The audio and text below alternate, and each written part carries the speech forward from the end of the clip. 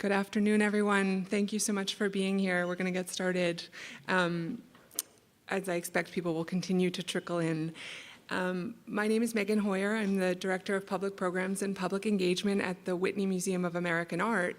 And it's my great pleasure to welcome you all here for the symposium, Andy Warhol After Pop, and to open the proceedings that will unfold over the course of this afternoon and tomorrow morning into early afternoon.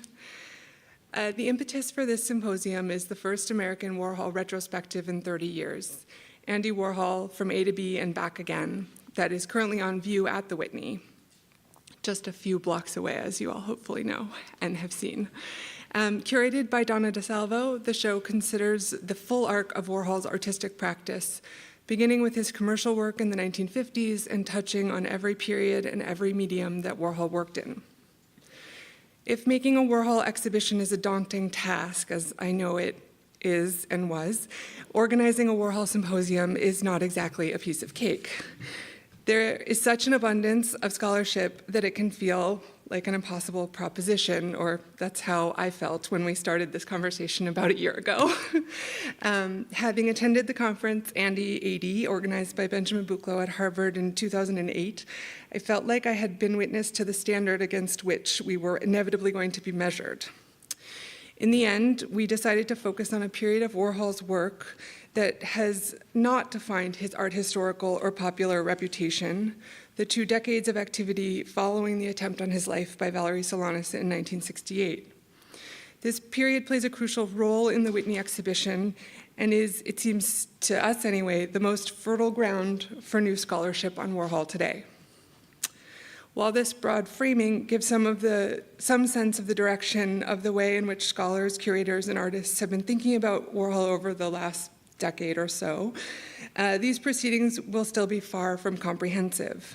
For example, Warhol's international activities and Warhol's international activities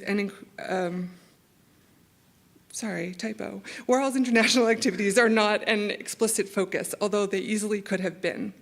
Instead, the 4 thematic sessions are all, I think, in some way connected by a focus on Warhol's art practice, his activities in the studio and in the world as forms of art making, his return to painting and drawing, his deeper exploration of audio recordings and writings, what Neil Prince, and Neil, I hope I'm getting this right, but my memory of our conversation, you astutely labeled this as his apparently marginal activities.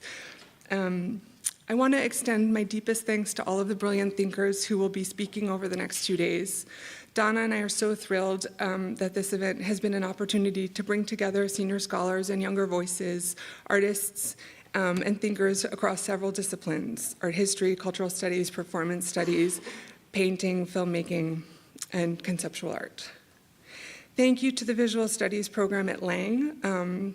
I'm foremost because they have given us this incredible room to spend the next 2 days doing this work in. I'm particularly grateful to Dean Stephanie Browner. I also want to acknowledge Odelia Lucius, who expertly helped us to coordinate this event and to share it with the New School community.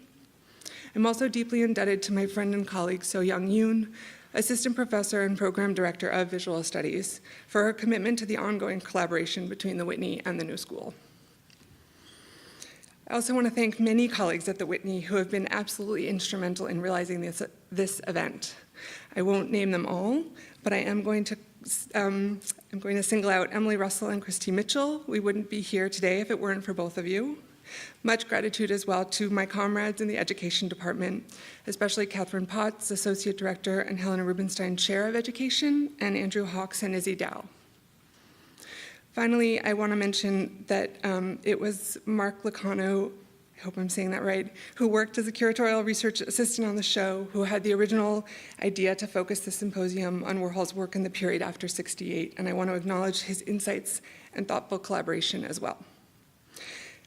Now, it is my great privilege to introduce Donna DeSalvo, the Whitney's Deputy Director for International Affairs and Senior Curator, and the mastermind behind Andy Warhol from A to B and Back Again. Donna's going to give a brief overview of the exhibition itself, to orient us and to talk more about the way that the exhibition treats Warhol's work in the 70s and 80s. She will then introduce the first panel, which will focus on Warhol's engagement with abstraction in the post-68 work. It has been a treat to work with Donna on the programs for this exhibition, and I want to thank her for her ambitious vision for the show, and especially the conversations that it has inspired. So, Donna DeSalvo joined the Whitney in 2004 and was appointed the museum's first chief curator in 2006. With the opening of the Whitney's building downtown in 2015, she assumed the role of Deputy Director for International Initiatives and Senior Curator, and is leading the museum's efforts to define and communicate an expanded notion of art in the United States, both domestically and internationally. In addition, she organizes exhibitions and collections displays, co-directs the Painting and Sculpture Acquisition Committee, and oversees the Andy Warhol Films Catalog Raisonné project. A noted expert on art of the 1960s, and Andy Warhol in particular, Donna was previously adjunct curator for the Andy Warhol Museum and was curator of Andy Warhol Disaster Paintings 1963 at Dia Art Foundation in 1986, Andy Warhol hand-painted images 1960 to 62, also at Dia in 1987, Success as a Job in New York, the early art and business of Andy Warhol at the Gray Art Gallery in 1989, and a retrospective of the artist's work held at Tate Modern in 2002. From 1981 to 86, Donna was curator at the Dia Art Foundation, where she worked closely with several artists, including John Chamberlain, Walter D. Maria, Donald Judd, Cy Twombly, and, of course, Andy Warhol. Please join me in welcoming Donna. I think this is going to be on a loop, correct? Going, okay, so good. I don't have to do that one. Well, thank you so much, Megan, and I'm really delighted to be here today and like to thank the New School for co-presenting this symposium, and special thanks I add to Soo-Young Yoon here at the New School, and very much indebted to Megan Hewer and to her colleagues Izzy Dow and Andy Hawks for really bringing this symposium to fruition. It has been a long road. I think anyone who works on Warhol knows there's any number of points of entry into the work. And it's one of the joys of Warhol, and it's actually one of the terrors of Warhol. And I'd also like to acknowledge the curatorial team that was part of this project. Christy Mitchell, I'm not doing everybody's titles, I hope no one was upset by that.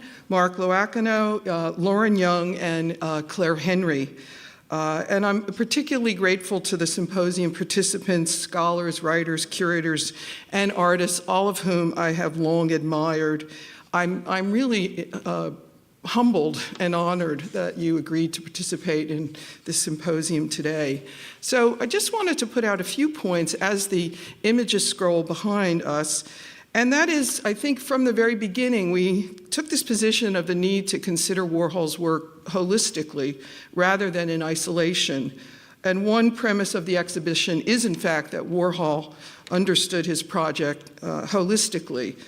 There have been any number of exhibitions, I'm sure many of you have attended them or written for their catalogs, that singled out particular aspects of Warhol's project. Exhibitions such as the Headlines exhibition that was at the National Gallery in 2012, or my own Success and a Job in New York in 1989, or Warhol the Last Decade that was organized by the Milwaukee Art Museum in 2010. And even though there are distinct chapters in Warhol's career, and his work is extremely responsive to the culture at large and the mediums that characterize Warhol, he has many of these ongoing preoccupations. So in the show, the desire behind it was to tease out these ongoing preoccupations and to see how they play out differently at different points in Warhol's career. As Megan mentioned, the last retrospective was held over 30 years ago at MoMA, and 2 years after the artist's death, for which Benjamin contributed an essay on Warhol's one-dimensional art. And while there has been an inordinate scholarship and any number of exhibitions since that time, we still felt that there were aspects of the work that were less attended to. So we tried in this exhibition to remedy a degree of that For instance, to show the 1950s work, of course now I'm into the 70s behind us, but of course the work when Warhol was a commercial illustrator in New York, and to track closely the research and development that went into his processes to give renewed attention to the post-1960s, post-shooting work, and to acknowledge Warhol's performative self, his persona, but at the same time to also see the ways in which this potentially obscured the creative thinking artist. In conceptualizing the exhibition, it was hard not to project onto Warhol, of course, relationships to digital platforms and social networks, and to see how extensively Warhol anticipates these. There are many artists working today who make works that speak to these issues, but given Warhol's comprehension of the complexities of image construction and distribution, it is not surprising in some ways that his works appeal to a generation who were raised on technologies he wasn't alive to see. However holistic we aim to be, no exhibition could fully encompass the sheer breadth and depth of Warhol's exploration across media, nor is an exhibition the arena in which every question can be asked. One thing I've come to rethink throughout this process, actually, as you see what is called the late work, is in fact the use of the phrase late work to describe an artist, the art Warhol made after 1960 or post-pop Andy. But for an artist who died at the age of 58, I've had to remind myself that he didn't get to the late work. Warhol, of course, it's important to remember, was most recognized in Europe, and that work by the European audience there was not a barrier because it didn't look like the 60s pop art, but of course in the US, this was an enormous problem for Warhol. Many of his dealers, such as Leo Castelli, gave him an exhibition after the post-shooting, but it wasn't until 1977 with the Hammer and Sickle series. But the majority of his dealers really were based in Europe, and the European audience really understood Warhol's work. I was reminded of this recently in doing a lecture in Italy in which I realized I was going on and on about how Warhol was so misunderstood, and the audience looked at me really quite strangely. And then I had to remind myself that I was in Italy, actually, where Warhol had had many exhibitions and dealers who had commissioned things. However, nonetheless, this disproportionate attention to the 60s continues to make it difficult to talk about the rest of the project. Even if in talking about the rest of the project, one inevitably circles back to the 60s. Warhol was nothing if not recursive.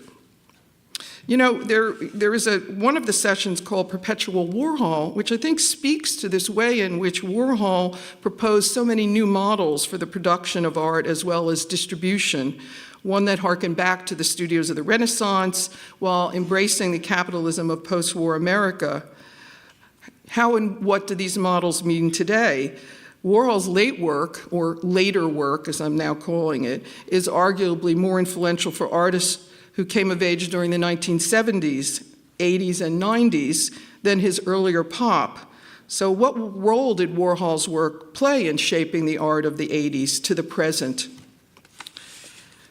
Andy Warhol after pop is an effort to build on these questions proposed by the exhibition, and some that have only emerged really as a result of the exhibition and its reception. The symposium is divided into 4 sessions, and these topics, as Megan said, really emerged from lengthy discussions with Megan, with Mark, with Christy, Lauren, with the whole curatorial team, and Claire Henry, and I'll just list what they are. Recording every day. Warhol had a compulsive urge to document his daily life, and this took many forms. Drawing, video diaries that he began in 1970, his book projects, of course the posthumously produced diaries, and any number of aspects of Warhol's work, including the portraits, the celebrity portraits, and of course his film. So what motivated Warhol's urge to record, and why does it remain so seductive to us today? Although we are recording on steroids these days. The notion of collaboration with Warhol is something that happened throughout his career. So how do these late collaborations, in particular the ones that he did with Basquiat and Keith Haring, relate to the earlier ones? What did they propose about models of collaboration? And then, of course, perpetual Warhol, which may indeed be perpetual because there always seems to be new research that comes to light. And here I'm particularly reminded of the work of Peggy Phelan and Richard Meyer on these 150,000 contact sheets that, even though I thought I knew everything about Warhol, I didn't know existed, and now have been digitized and available on, I guess it's Stanford's website, right?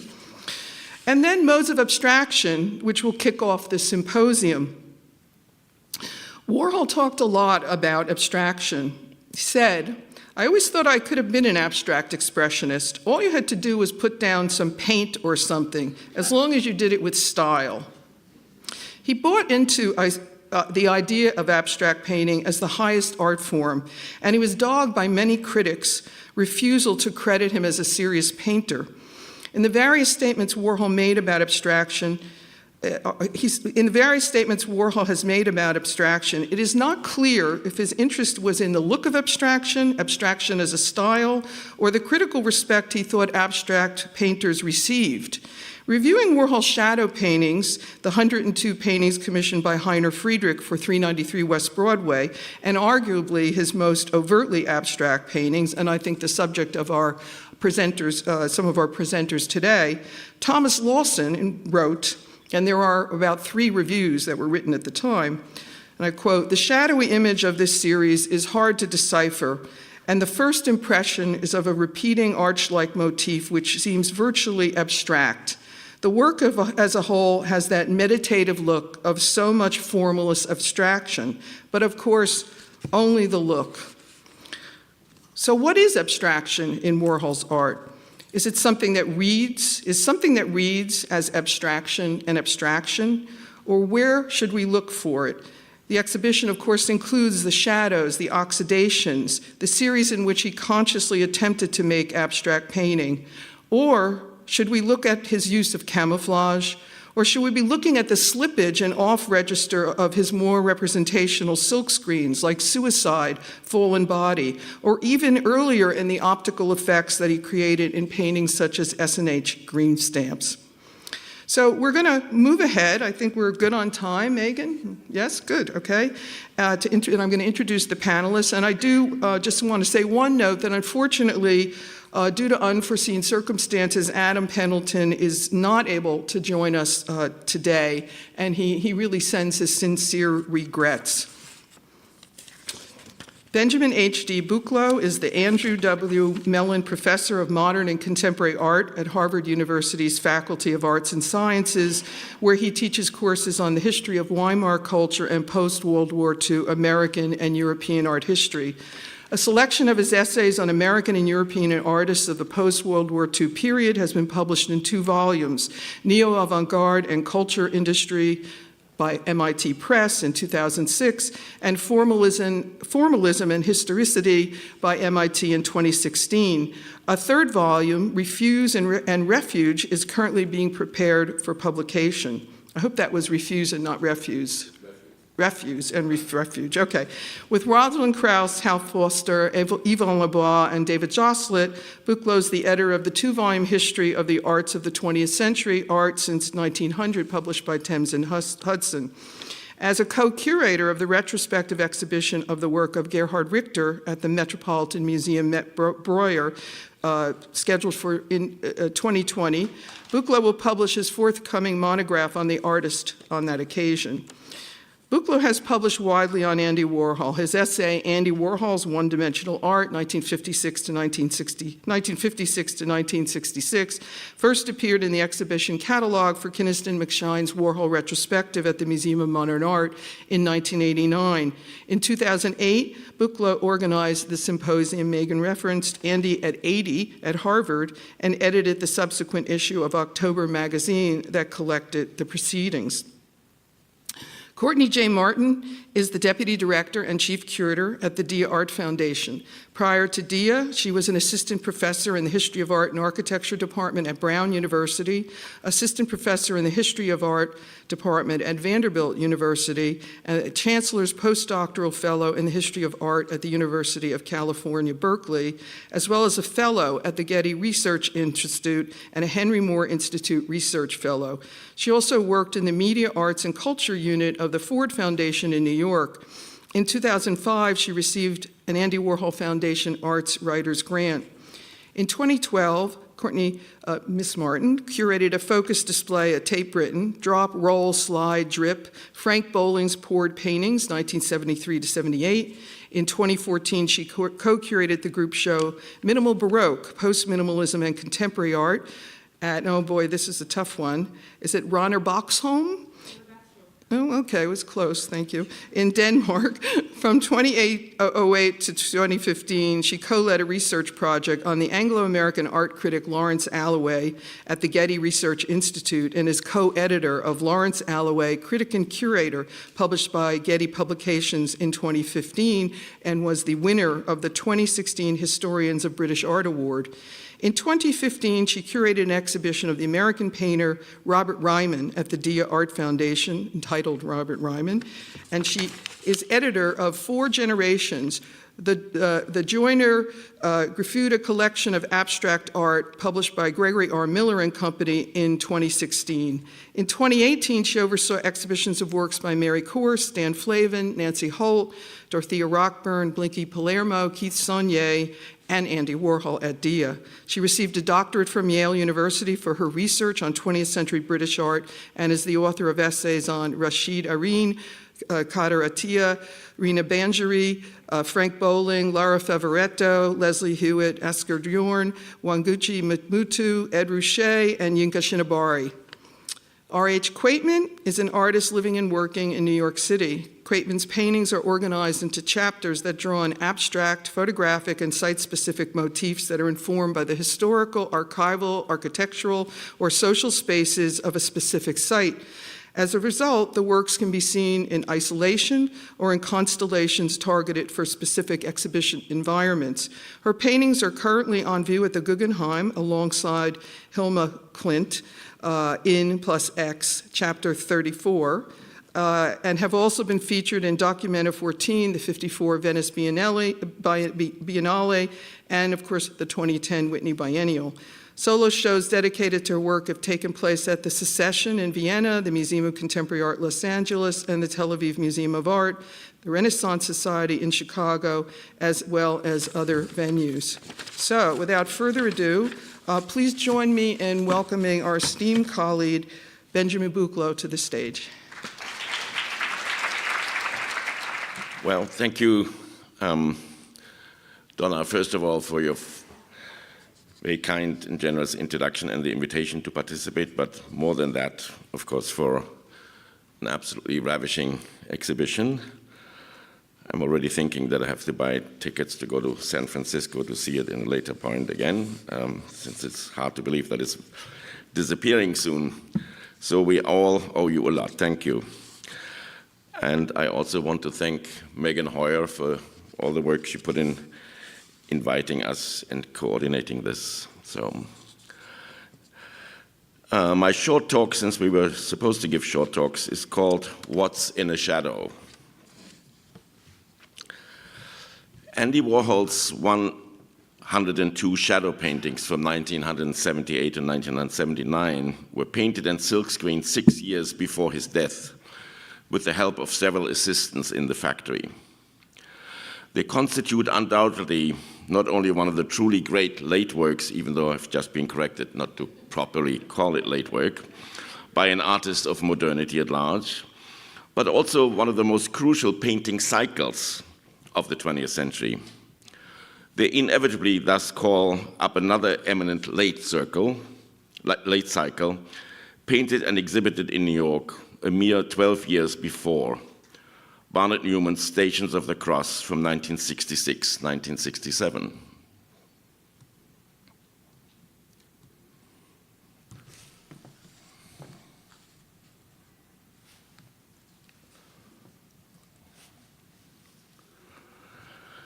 While Newman's cycle carried the Hebrew subtitle Lama Sabachthani, which is Why Hast Thou Forsaken Me, Warhol referred to his 102 paintings, the shadows, as a disco decor, signaling that the plate tectonics of American post-World War II culture and artistic production had shifted dramatically.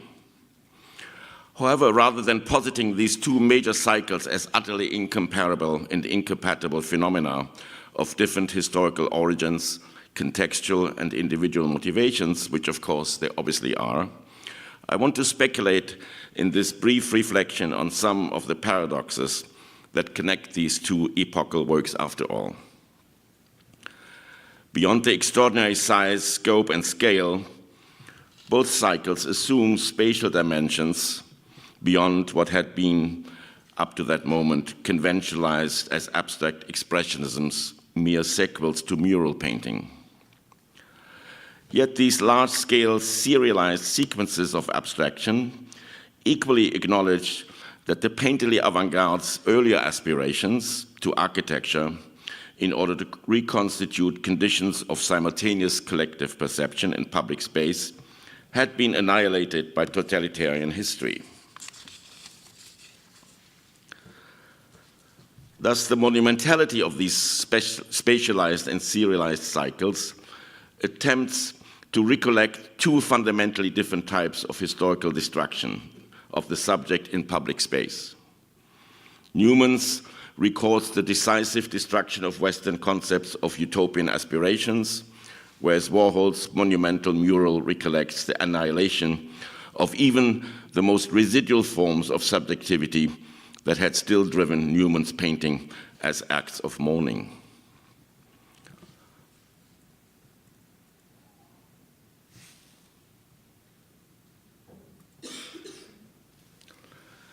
Thus, it is fairly evident that the 10 years that separate the two masterly cycles are not only generationally, historically, or phenomenologically differentiated while deploying the apparently identical strategy of pure indexicality.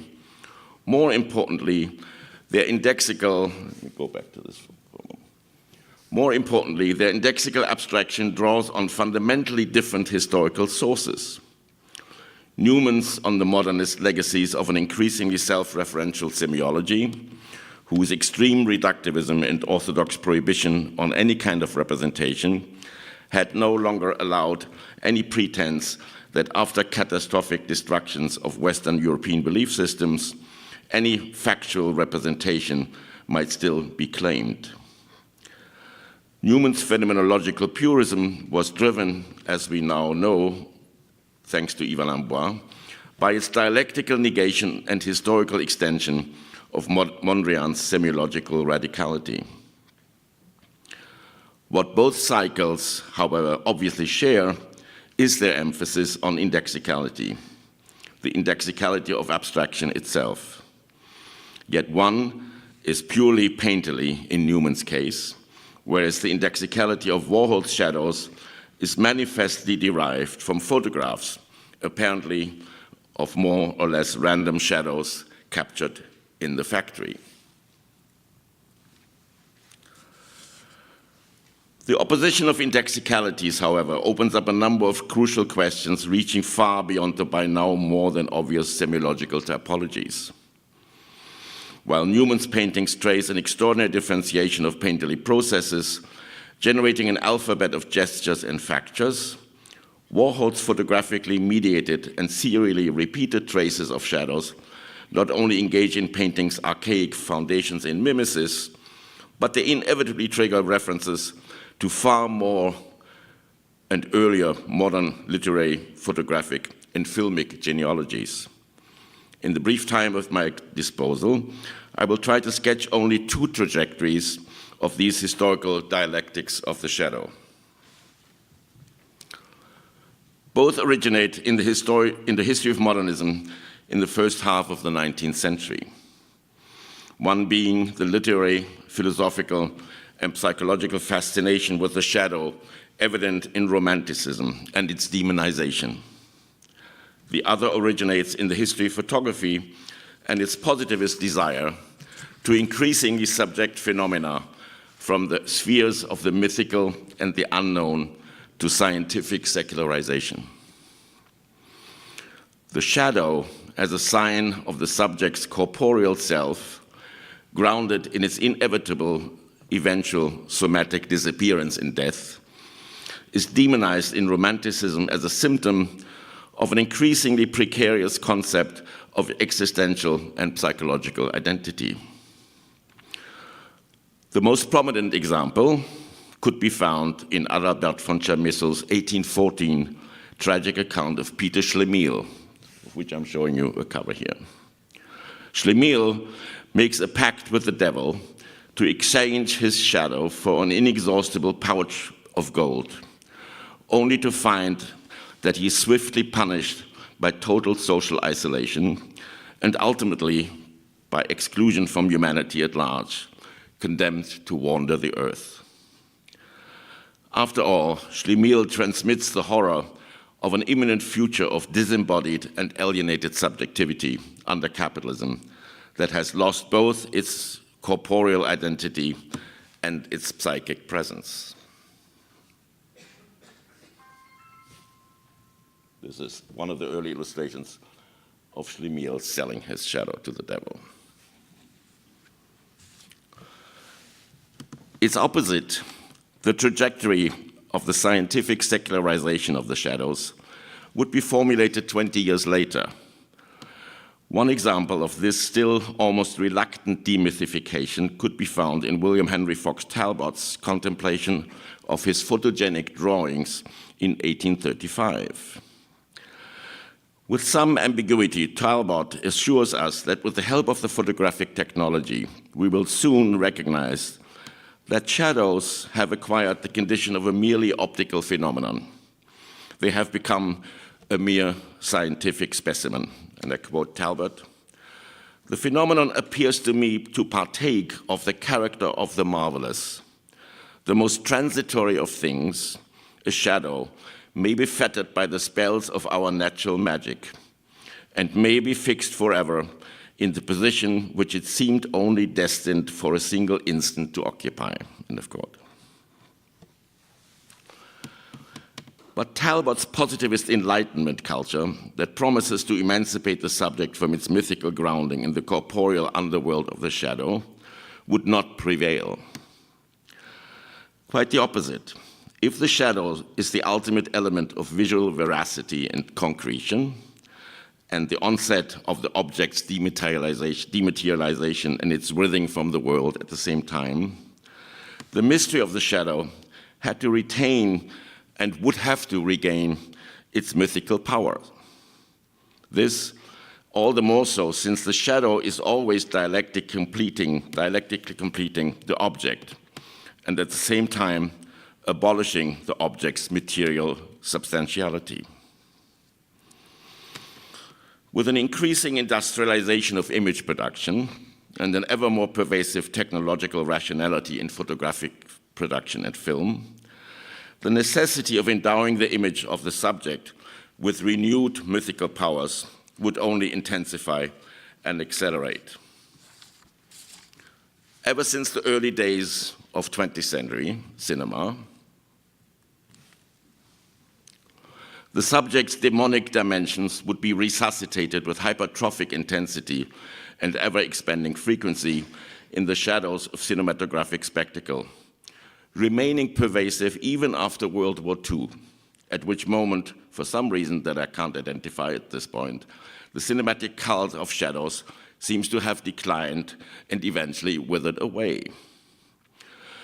A random sampling would begin with Robert Wiener's Caligari in 1920, which I'm showing you right now, or Otto Umber's photographic work entitled Mysteries of the Street from 1929, or Fritz Lang's M in 1931. Photographic and cinematographic shadow production after German Expressionism would become a constitutive feature in American film noir, for example, most famously in John Huston's Maltese Falcon from 1941, or even in the post-war period in Europe, in films such as Carol Reed's The Third Man from 1949. All of these attempts to renovate and invigorate the subject's demonic presence correspond exactly to the increasing, intensified, and totalizing evisceration of any residual forms of subjectivity that the actual conditions of everyday life under spectacle, including, of course, the culture of industrial movie production itself, and the terror of consumption enforce.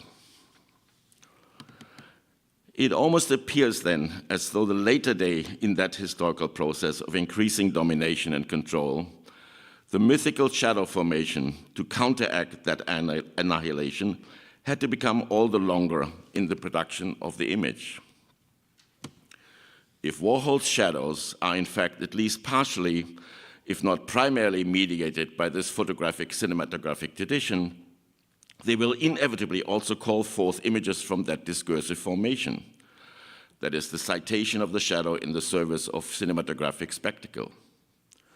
So this might be one speculative route to approach the mysteries of Warhol's 102 Shadows. Yet precisely because they cite the demonic industries of cinematographic shadows as the singularly credible convention of casting shadows, they hollow out that convention all the more strikingly. The demonic subject has lost or sold its shadow and has become the common condition of collective subjectivity formation. Thus, Warhol's negation of the dramatic powers of the cinematic demons actually succeeds at articulating all the more credibly the actual conditions of the subject's shadowless realities in the present. Typically, while extremely cinematic, Warhol's shadows are actually the total opposite of the cinematic shadow in the very same way that Warhol's movies are actually the extreme negation of Hollywood film culture in all of its forms and conventions. His shadows are the utterly non-referential, accidentally accumulated shadows that have been merely haphazardly recorded in the factory in 1978.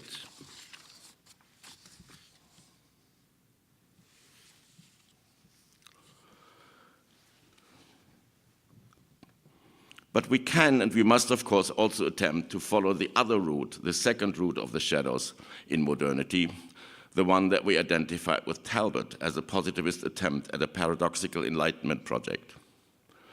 That is, to precisely liberate the image of the shadow from its apparently trans-historical associations with death and the underworld, and the subject's death devotion.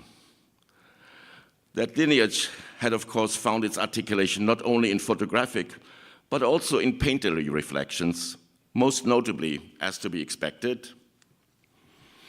in a lineage of the great Enlightenment artists that leads from Georges Seurat, such in the Sketches for the Grande Jatte from 1884, to Marcel Duchamp in 1918. It's a study for the Grande Jatte as well.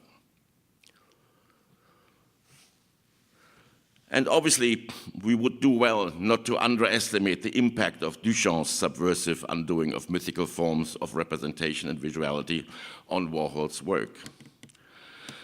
We will have to give that trajectory at least as much consideration as we have given to the cinematographic currents running in Warhol's shadows. Duchamp's Tomb from 1918 could come to mind as a primary candidate to have enacted and extended the Talbot-Seurat lineage of a simultaneously positivist and a dialectical scientific demythification of visual representation in the 20th century. Self-reflexive modernist abstraction had, of course, a history in Warhol's iconic interventions within the history of painting prior to his decisive late shift into abstraction with the shadows. One example of his attempts to assimilate and to dismantle legacies of abstraction would be his often overlooked monochrome panels.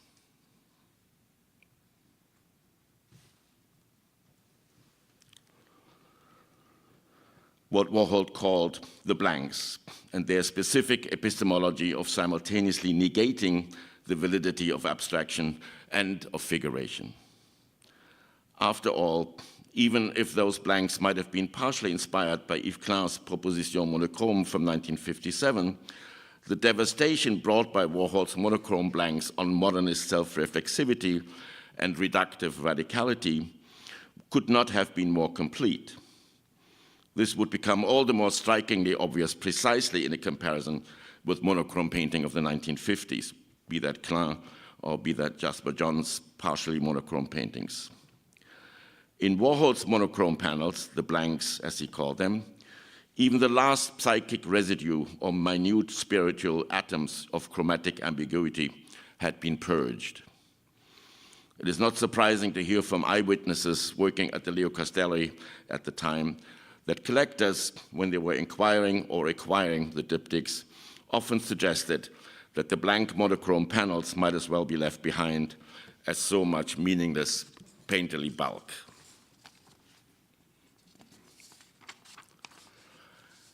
At that moment in history, in the late 1960s, any radical opposition in the total spectacularization of everyday life could still presume to intervene subversively within the spectacle's totalitarian forms. Warhol's dialectical negativity reached further than any artist at that time towards a public annihilation of the apparatuses by inhabiting all of them by all means at the same time. Yet for the work of the late 1970s, the question remains open whether Warhol's miracles of abstraction are miraculous because they affirmatively fail to fathom the very process of the total evacuation of subjectivity that spectacle pursues, or whether they, in fact, merely perform the evacuation, especially in the monumental shadows, actually enact the process of the subject's total depletion.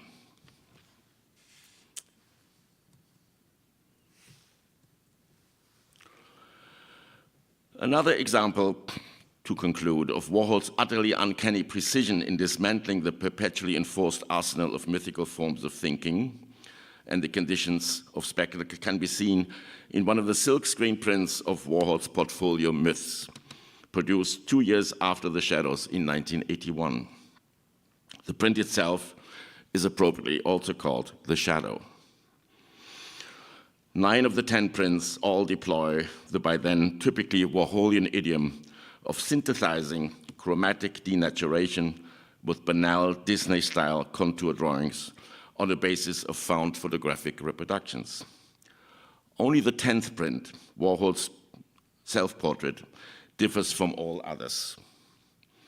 Its emphasis on a purely photographic image, in manifest opposition to the cartoonish images of the other plates, draws once more on photography's seemingly eternal promise to re-endow the subject with a shadow, if ever it might have sold or lost it. Observing with utter acuity the very process of his own inevitable transformation from an actual artist into a mythical figure himself, Warhol attempts to undo the irresistible shift into the status of the totally dehistoricized subject by endowing himself with a hypertrophic shadow that might as well have been borrowed from the cinematic conventions listed above. Finding himself at the very threshold of seeing his identity and his practice as an artist extrapolated and being subjected to very abstraction of spectacularized mythification, Warhol's resistance towards this process deploys in a dialectical inversion of the citation of cinematic shadows, the very technology of spectacle against itself.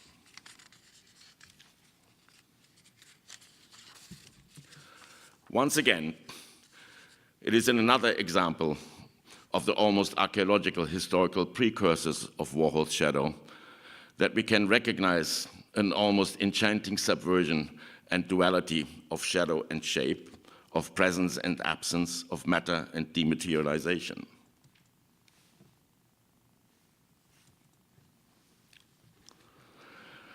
Marcel Duchamp had resuscitated this device at a similar moment in his career when he was subjected himself to the process of transformation at the very moment when his personality profile literally and metaphorically was about to be folded and magnified into a mythified artist's subjectivity. As a dialectical opposite, Duchamp had taken recourse, if not refuge, in one of the most primitive forms of portrait production, the silhouette, the shadow's earliest and most simplistic technical offspring, as though that regression could guarantee his exit from the overwhelming illusionistic powers of the photographic representation that actually accelerates the process of the subject's total reification in the iconic image. Duchamp in 1957 undoes the iconic representation by subjecting the primitive origins of the portrait to an even more exacerbated mechanical operation, since the silhouettes of his self are merely torn along the lines and edges of a metal template. Thus, the substitution of the subject in its iconic representation is literally enacted and sublated in the simultaneity of its emergence and its erasure. Warhol would construct a similarly negative constellation of subject and mythical register by equally employing the primitivism of iconic photography and the obsolete powers of the photograph itself by endowing it now with a hypertrophic shadow. If I remember correctly, the first study of Andy Warhol's oeuvre I ever read was the dissertation of the late German art historian Rainer Krone in 1970. Typical of the decade's illusions, Krone projected onto Warhol's project a phantasmagoric radicality drawn from the theoretical models of Walter Benjamin's work of art essay and a presumed affinity with the dialectical culture of popular seduction and subversion historically formulated by Bertolt Brecht. From the vantage point of the present, it seems more appropriate to draw on an altogether different reading of the historical situation from which Warhol's work emerged. It is brilliantly formulated by Enzo Traverso in his recent study of the phenomenon of left-wing melancholia, when Traverso states that, I quote, "At the beginning of the 21st century, nevertheless, this dialectic of historical time seems exhausted. The utopias of the past century have disappeared, leaving a present charged with memory but unable to project itself into the future. There is no visible horizon of expectation. Utopia seems a category of the past, the future imagined by a bygone time, because it no longer belongs to the present of our societies. History itself appears as a landscape of ruins, as a living legacy of pain," end of quote. Or to put it differently, in Andy Warhol's terms, as a disco decor. Thank you.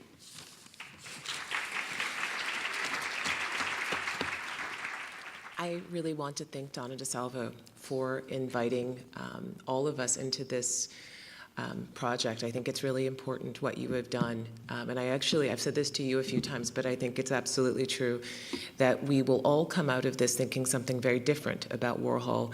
And that might be really important for the people in this room, but I think that for the people who aren't here yet, the people who live across the world, who haven't yet seen this show, but will understand its aftermath, that it's even more important. I'd also like to thank Megan Hoyer and Isabel Dow for bringing everything together and being so organized with us. Shadows, Andy Warhol's large-scale serial painting in 102 parts, was first shown on January 27, 1979 at Heiner Friedrich's Gallery at 393 West Broadway. Days later, New York Magazine published Warhol's reflection on this recent exhibition. I want to quote all of Warhol's statement. "On Tuesday, I hung the paintings at the Heiner Friedrich Gallery in Soho. Really, it's one painting with 83 parts. Each part is 52 inches by 76 inches, and they are all sort of the same except for the colors. I called them shadows because they are based on a photo of a shadow in my office. It's a silkscreen that I mop over with paint. I started working on them a few years ago. I worked 7 days a week, but I get the most done on weekends because during the week, people keep coming by to talk. The paintings can't be bought. The Lone Star Foundation is presenting them, and they own them. Someone asked me if I thought they were art, and I said no. You see, the opening party had disco. I guess that makes them disco decor.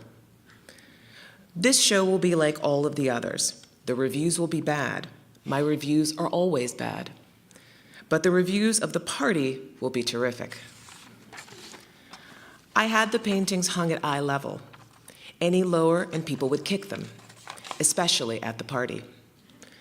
The only problem with hanging the show was the gallery floor. On one end of the gallery floor, it is higher by a foot.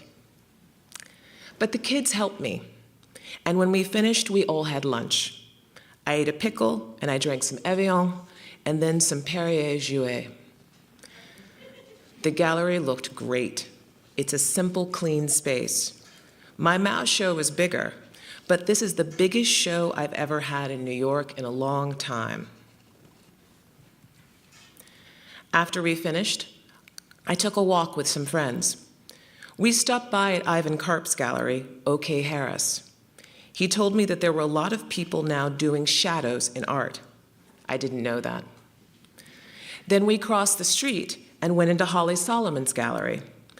I always like to see if the art across the street is better than mine, end quote. Warhol's pithy remarks for New York Magazine following the opening of his exhibition were telling as a kind of micro-history of the time in which not only were the works shown, but also the moment in which the art of Warhol was being reshaped. For the work's first display, the gallery accommodated 83 panels that were selected and arranged by Warhol's assistants in 2 rooms, the main gallery and an adjacent office, seen here on the floor plan. When Warhol points out that the gallery looked great because it was a simple, clean space, he was referring to the ways in which the gallery allowed for the art to be shown, with little architectural or design influence. Yet this was not exactly a white cube space. This so-called simple look, the clean space that he referred to, is one that will separate what will become the Dia Foundation from its peers in its early years and will define Dia institutionally in the many years that will follow. Commissioned by the Dia Art Foundation, then known as the Lone Star Foundation, Shadows is exemplary of the relationships that the burgeoning foundation fostered with artists. Founded by art dealer Heiner Friedrich, collector and patron Philippa de Manil, and art historian Helen Winkler in 1974, Dia provided artists the resources and support to realize large-scale or experimental works of art before it established itself as either a permanent building or even a collection. Warhol was key in this process. In 1979, Friedrich's Gallery was one of many locations utilized for the exhibitions of works that were commissioned by the foundation.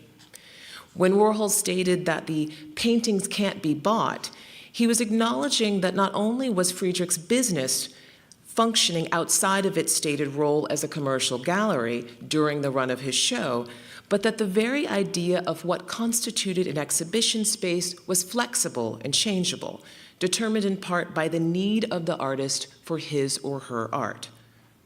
A major tenet of Dia's ethos then, and extending into now. I would argue that it was artists like Warhol that actually demanded this and shifted the ways in which we would later understand what artists would need. For Warhol, an artist so tied with the commercial sphere in the early part of his career, and in the terminology of his studio space as not a studio space but as a factory, the idea of flexibility was built into his conception of both practice and production. In addition to commissioning these canvases, Dia worked with Warhol to amass an unrivaled collection of his paintings and works on paper that were acquired directly from his studio, not from his dealer at the time. Later, the vast majority of its Warhol holdings would be donated to found the Andy Warhol Museum in Pittsburgh, where they became a part of its founding collection. Shadows remains the only object of by Warhol in Dia's collection. First begun in 1978 and shown in 1979, Warhol would complete ultimately 102 panels for Dia sometime right before, during, and immediately after the exhibition in January of '79. It is likely that many of these works shown were newly dried or drying as they were being hung. Evidence of paint transfer on certain canvases attests to an interaction when one or more of the canvases was in a pre-dried or tacky state. As Warhol noted, the canvases were hung side by side and close to the ground in a manner that suggested an autonomy of the whole work within a space that was not granted to the individual unit or what we see as one painting within the arranged group. After their first exhibition in 1979, they were reinstalled at the Menil in 1987. Here are images from that presentation. And yet, several things happened between 1979 and 1987. Warhol had passed in late February of '87, and by the time the show opened, there was not a single record of what Warhol wanted for these works, other than what had been stated before the opening of the 1979 show. Thus, he was not involved in the organization of the exhibition nor active in its interpretation of the artworks on view. His early concern with the reviews being bad, because they had always been bad, while true from work from the later period of his career, was beginning to shift towards what Donna DeSalvo's current exhibition has so expertly proven. Warhol, almost immediately following his death, was being reevaluated in ways that came to understand different periods and methods of output as being autonomous rather than wholly reliant upon the known works from the 1960s. The absence of Warhol from the Menil collection, or for the Menil exhibition, also presented another possibility for the presentation of the works. Therein, it was only a partially prescribed method of exhibition, that they be shown edge to edge and low but not too low to the ground. There was no specific placement for which paintings should or could be placed next to each other. The lack of instruction for order means that this work is almost infinitely variable in its fullest extent of 102 paintings. It can also contract to be smaller as long as the paintings on view are in physical contact with each other. After being shown at the Menil in 1987, they were reinstalled at Dia in 1998 at 545 West 22nd Street. The all-encompassing, if modular scales of shadows simultaneously recalls Warhol's use of wallpaper to enhance the sensorial enclosure of an installation, and his interest in mechanical reproduction embodied by both the techniques of photography and seriality, which have always been the potential for serial repetition. In shadows, the rote silk screens are offset and influenced by the loose gestural mopping, to borrow Warhol's term, of color onto each canvas. In the late 1970s, he increasingly explored the notion of abstraction by way of this mopping signature. Warhol began to work without recognizable imagery. Sorry, I just need more water.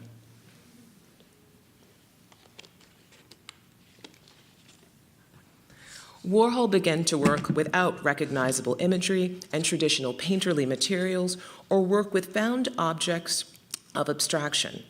Shadows privileges the application of colored pigment to his canvas support. As his interest in abstraction grew, he began to explore the concept of a shadow by way of tonal variations of lighting in a set of studio photographs. These images would serve as the basis for a group of paintings to which shadows belongs. The work is defined by a monochromatic canvas that is articulated by an abstract image, a shadow, likely derived from one of the photographs that Warhol's assistant, Ronnie Cutrone, took of a maquette created to experiment with the effect of light and silhouette. This was transformed to silkscreens and applied as either a positive or negative value onto the right side of each canvas. I'm indebted to Neil Prince to confirming that it is likely that the specific photograph that Warhol drew from still exists. This is, of course, an answer to the oft-asked question of what exactly is it a shadow of? That photograph we may never know this answer, frankly, but that photograph may have not been a specific shadow. Rather, it is likely a photo of light and space, which returns us to Warhol's declared interest in abstraction as a pure pursuit rather than an effort to obscure a representational image, or, I think at the time, this sense that Warhol had an incurable urge towards representation and that abstraction was really just a way to guise that urge. Shadows features a wide variety of colors and hues, such as aqua violet, cadmium yellow, cobalt blue, phthalo green, and the artist's signature silver, which would inform so much of his practice both before and after. These colors were applied to each canvas using the sponge mop. When Dia Beacon opened in 2003, Shadows was installed in a central gallery that allowed viewers to connect Warhol to contemporaries like Dan Flavin and Agnes Martin in ways that had not previously happened. By way of the former, Warhol's coloration could be discussed relative to the use of commercial color and industrial products gleaned in the same period. While the latter, Martin, viewers would be able to re-review Warhol as a painter in terms of style, skill, and composition. To this end, Warhol comes out as a colorist. That this needs to be stated is part and parcel of the way in which Warhol in the 1970s was absolutely not discussed as such. Rather, Warhol was shown for his brightly seductive palettes as evident in the psychedelic sequencing of acid greens and fluorescent pinks applied to self-portraits and images of Jackie O, Marilyn Monroe, Mao Zedong, and other international celebrities. In these works, found photographs culled from popular sources are isolated and altered through the abstraction of the silk-screened stencil and the application of color to reconfigure context and meaning. As suggested by Benjamin Buchloh, the repetition of each famous face drains the image of individuality so that each becomes a stand-in for non-individuated and depersonalized notions of celebrity. To return to the brief statement that I read from, provides telling insight into what distinguishes Shadows within the rest of his practice. Solomon had been the subject of an early Warhol portrait, and in timing with the Friedrich exhibition, she installed these works in her own gallery across the street, presumably to draw on both the close proximity of the other show, but also to remind viewers that may not have seen both exhibitions of her early and established relationship to the artist. Warhol's seemingly offhand reference to crossing the street to see what the other gallery, Solomon Gallery, had was in fact a subtle self-referential mark about going to see his own work while in the action of seeing his own work. Both applies either way. If he is seeing the Solomon show, he is seeing his own work while looking across the street where he had just been seeing his own work. The two facing exhibitions, Solomon showing herself as depicted by Warhol and Warhol showing new work that did not depict Solomon, form a kind of circular logic that makes sense within the frame of a Warholian concept of reference, production, and re-reference that was often central to his practice of using photography, seriality, and portraiture to visually and conceptually re-image a subject.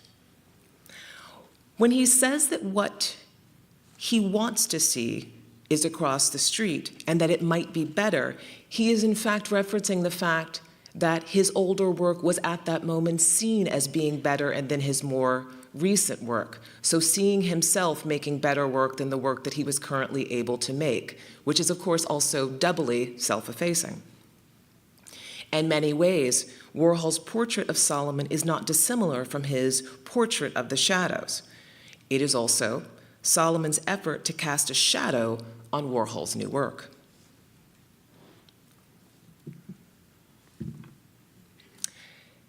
This instance of recursivity is also twofold, as both act, seeing while seeing, and view. To be a viewer of these works is to be fully and bodily immersed within them. The Hirshhorn presentation makes vivid the totalizing effect of how they are meant to and do surround the viewer. In his insistence upon a total work that would be comparable to the body, the concept of hanging them low but not too low, means that while each painting can be individuated into a one-to-one relationship with one's own body, the whole view is nearly panoramic, a cinematic effect that draws on Warhol's practice in film and video. And I would like to add that I absolutely agree with what Benjamin just said about the single shadow not necessarily being cinematic. What I would argue, though, is that while the single shadow is not cinematic, the experience of seeing a group of shadows, which is the only way that one is supposed to see them, might be the cinematic experience.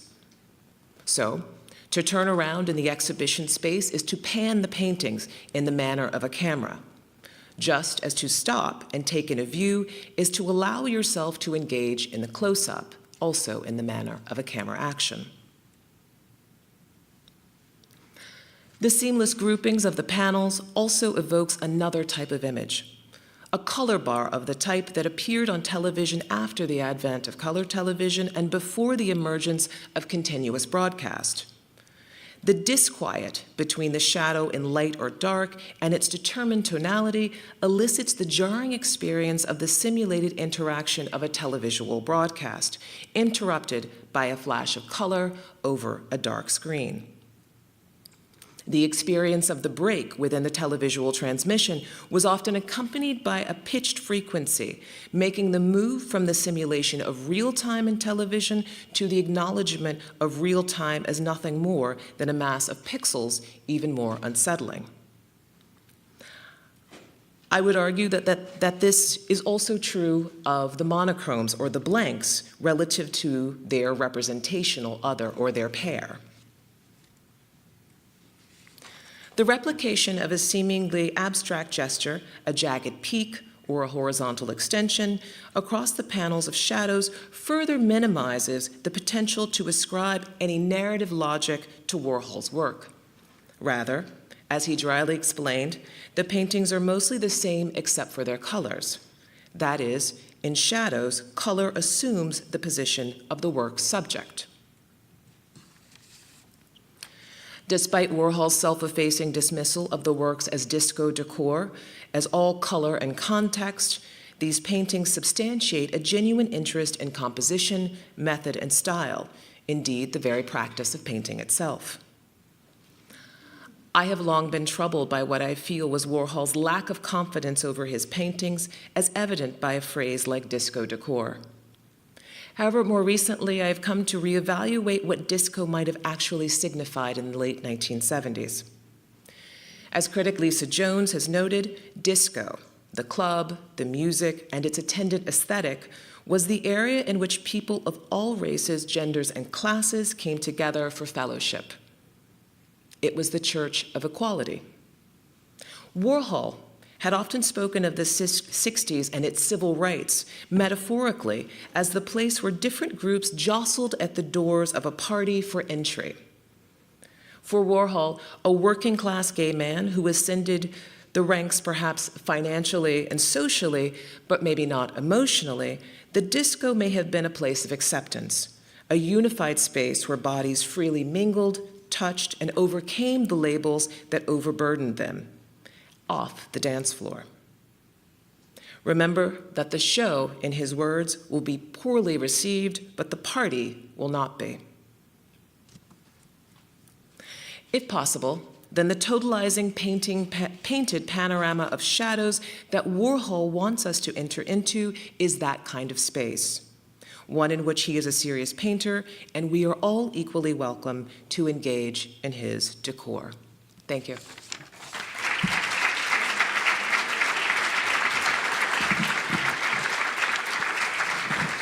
Hello, and thank you very much, Donna and Megan and Lizzie, for inviting me to speak today. I feel like I'm a sort of surprising selection of person to select as an artist, but actually writing this little essay that I'm going to read was really very important for me in the end, actually, I have to say. So I'll just start reading. It's called Flaming Shadows. If my working life was a map of Manhattan, then the shadow of Warhol's paintings would crisscross it like Broadway at night, a street going top to bottom, north to south, and east to west. Simply put, it must be crossed. Warhol, it would appear, is nestled silently but surely into the core of my work, which depends a lot on Polaroids and silkscreens. I figure it's a war out there with the machines and their digital images. Photography and its hypnotic vanishing point has metastasized into the tangled malignancy of our present. Warhol, like a glittering, sexy Trojan horse, was welcomed and rolled through the gates of power, where once inside, deployed succinctly a mortal blow of flattening and thus abstracting the photograph. And for this, I thank him and am indebted. Silkscreen and its trace became a sharp sword, because silkscreens and all the resulting mechanical glitches counter the authority of the photographic reel, allowing the viewer to clearly see the artifice of its production, its squeegee pull, its misregistrations, its ghosting, and its mechanically democratic reproducibility. It enabled him to cut, slash, and claim the American dream. Or am I dreaming? I confess that I've suppressed or haughtily ignored Warhol's influence until only recently. And now, because of this talk, I had to finally own up to it, because words, demand that. The reason for this sublimation I attribute to the usual, my childhood. Growing up in early Soho art world of the 60s and 70s with a full deck of 4 parents who happened to be artists, who firmly, almost religiously, stood on the side of abstraction. From their perspective, I got the message loud and clear that Warhol was on the wrong side. But growing up means accepting ambivalence, and slowly I let these prejudices evaporate. I recount this background because I know that many artists also feel a peculiar and enduring ambivalence towards Warhol. Maybe because his work implies seemingly unbreakable laws that feel true, like money or geometry, or our saturating omnipresent culture. It used to pain me to feel the insistent flatness of his paintings, their brazen obviousness, painted fast with industrial acrylic paint straight from the can, and it still does hurt a little, but it's a law. I know it, and I am growing even to relish it. And it's interesting, this divide between painters who use photographs and those who proceed as if they don't exist. What is that about? I'm still not sure exactly. After struggling early with how to possibly proceed with abstraction, it occurred to me that I better figure out how to draw perspective correctly, because it was the one thing abstraction seemed to avoid like the plague. But it was the thing that seemed also to engulf us. The photograph was the form that demarcated the battle lines. I happened to have a professional Polaroid camera, and so I thought one day, back in about '93, timidly at first, maybe I'll try that. Because the whole perspectival drawing thing had become a bit tiresome. The prohibitions in my psyche were loud. It felt as if the photograph would bite me back. So I had to sneak it in conceptually, dryly. I just needed a little help to try to figure out what that painting would look like as an orthogonal in a model of a gallery space or something logical like that, I reasoned. But from the moment I pulled black ink through that screen and lifted it up to see the result, an invisibly made painting, I was hooked. It was as if the world opened up. To get a photograph onto a painting surface, one is left with the following options. Cut and paste like the cubists and Dadaists, make a grid and paint like the photorealists, project and paint blurred or not like Richter, paint those dots by hand like Lichtenstein, or silkscreen halftones like Rauschenberg, who must have gotten the idea for his work from seeing the ghosts of old images on the screens at the printers. I always thought that. Old screens look exactly like Rauschenberg's. Warhol distinctly chose a different method. And I hope I'm right about that, but this is what the silkscreeners tell me, so I'm going on their word. This technique is not about color or the subtleties of gradations so much as it is about the silhouette as defined by light and dark. It is fundamentally a stenciled image of black shadows. This system ended for all intents and purposes in the late 90s with the onset of digital printers. The Codolith came out of the lithographic tradition, master printer Luther Davis told me recently, a planographic printing tradition founded not on the relief or cuts to the surface, but rather on the repulsion between oil and water on a flat stone surface, resulting in something more like charcoal drawing, all about the blacks. Codolith film, as used in silkscreen, involved projecting a film positive onto Codolith film, which is used as a kind of stencil to expose the screen. The original could be enlarged depending on the distance of the projection. Warhol is at his strongest, I would argue, in film, and so this projection quality of the process seems not incidental. A sense of a film still seen in haste is evoked more than a reproduced photograph, instantly imparting the message in silkscreen shorthand that you don't get the whole picture.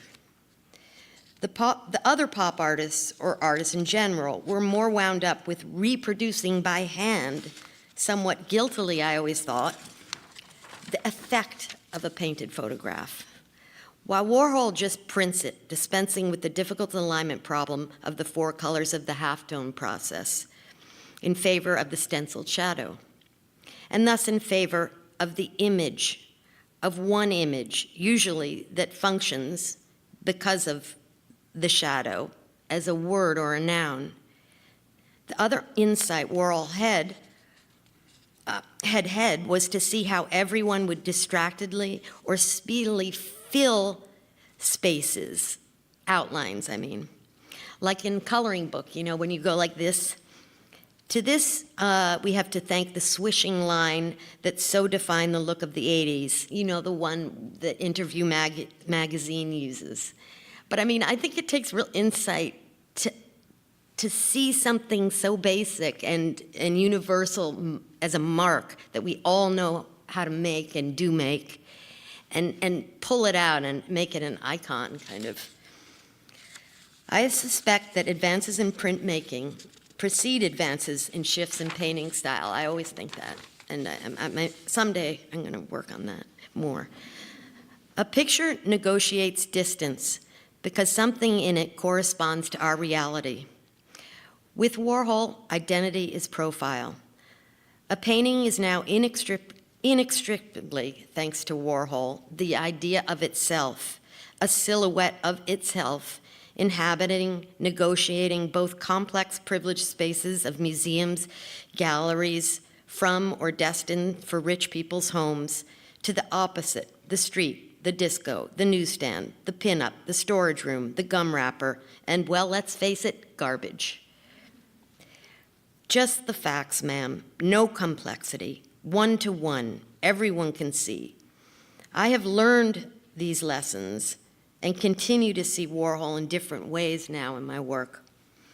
On December 25th, 2016, I flew to Vegas in order to drive to the desert to take Polaroids of Michael Heitzer's famously hard-to-find double negative. I was doing research for Morning, Chapter 30, which was to open in the fall in LA MoCA.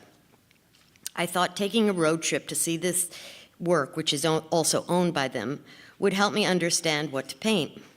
This title, Double Negative, refers, I think, to Kant's concept, which proved reality is real, but only through two negatives, logically speaking, of course. At the end of the trip, in order to make making the site visit to the space I would show my paintings in, I looked into the huge room my work was to fill, and there circling the room were Warhol's shadows, first shown in 1979. I would have been 18 then, and now I'm the age he died. Shadows perhaps gave me the idea to make a panorama of 22 paintings along one very huge wall. But again, I didn't realize that consciously. I really kind of have a funny, weird suppression about it. The thing about shadows is that it greets the viewer like Carl Andre or a Walter Di Maria or a Ryman or a Martin does.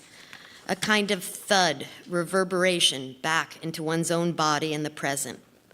I never even read the title. I assumed it was a flame.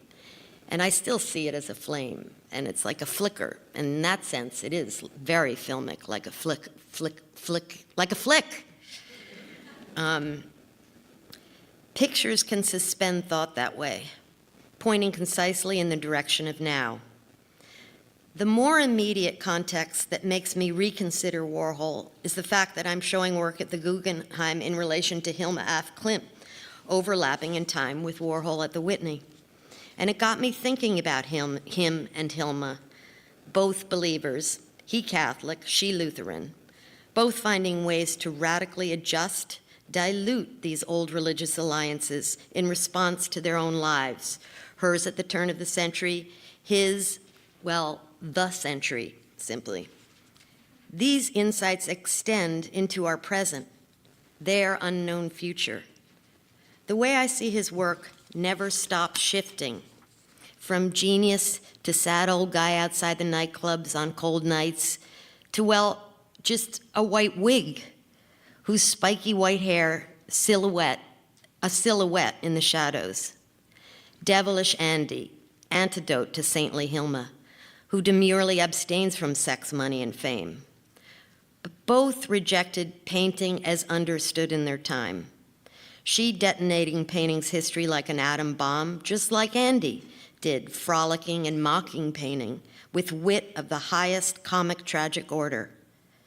These defiances enable insight, something rare for those of us who still lurk a little wearily in the genre's confines.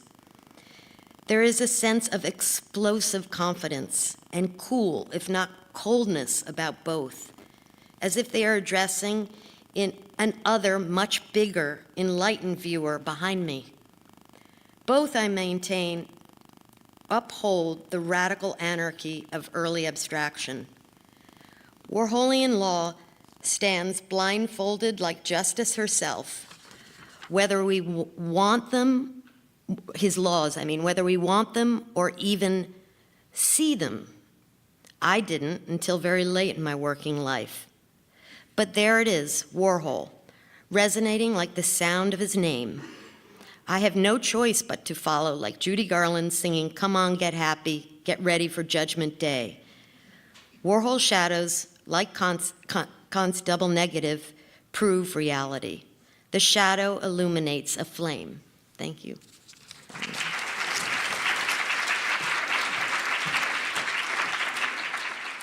Where do we start? It's so extraordinary. Thank you, each of you, for these really incredible presentations and, for really thinking so deeply and creatively from both, a variety of different perspectives as someone making art, people studying and thinking about art, and some of us who also hang it on the walls every once in a while.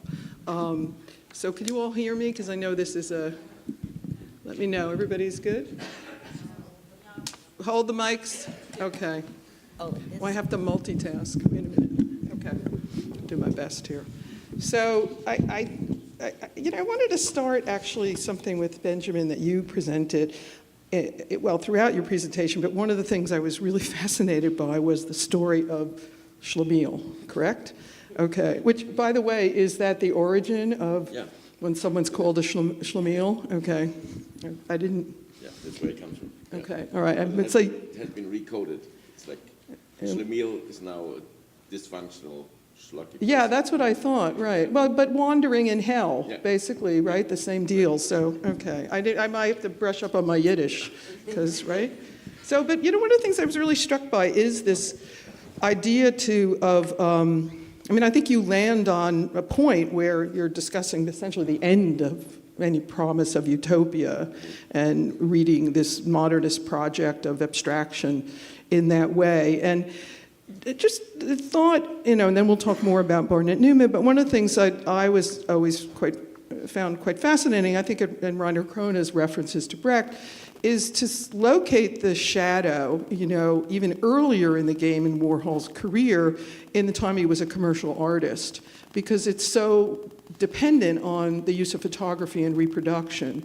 And I'm just, wondered if you could maybe talk about that and whether if you see that as the kind of annihilating capitalist, he's doing it over and over and over again. And so it's a language that he uses very early on and even to use to make some of his paintings.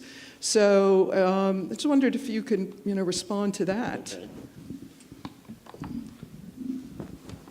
Yeah, I want to start from a different point. But I will get to what he's. And you should all feel very free, by the way, I was very impressed with in. Courtney's conclusion, which is totally the opposite of what I said. So that it's basically always a good sign when works of art can generate completely incompatible, contradictory readings. So Courtney's argument was basically that the shadows create a space of utopian reconciliation in the disco, and I said. The disco ridicor is a sign of the absolute dehistoricization of experience. So that's a pretty interesting, right? Any artist who can produce that type of a oppositional, mutually exclusive reading must be extraordinary already. So, yes, what is the function of photography in Warhol? I think it really changes from the commercial point of departure, and increasingly, for him, the photographic practice becomes both a practice of extending painting, but then also negating painting, right? So I think this transition, I didn't make enough effort to trace the earliest usages of shadows in Warhol's work. I think one could probably find dozens, if not hundreds, in the drawings in particular, right? So yes, particularly the early 60s drawings. Exactly, but that, of course, would be relatively easily identified as something saying the photographic image and the shadow are the planar articulations of the ready-made, right? That is where the connection happens. If you think about Picabia, for example, Picabia's silhouette diagram drawings are fulfilling a very similar function, and they do precisely what Warhol does as well, right? They kind of transfer the three-dimensionality of the ready-made into a planar structure. So it's a pictorial device. Yes, absolutely, right? But then as time goes by, of course, Warhol never stays the same, and I think especially, and it's wonderful that we all three focused on the shadows. That wasn't even set up that way, right? It's totally accidental. As time goes by, I think that duality between the ready-made and the photographic image becomes much more charged, at least in my mind, with a wide array of readings, right? The monumentality of the shadow series, as you have wonderfully pointed out, is so overwhelming that one can't simply say, this just repeats the old question of photographic indexicality, right? So there's so much more happening on so many levels that one can say that initial point of departure of collapsing photography and the ready-made as a model of painting has long been left behind, right? So that would be one answer to your question, hopefully. So, yeah. I mean, any others to, this notion of, well, I mean, I would imagine you could also see the photography, if you strip it down to its bare essentials, it's light and it's shadow.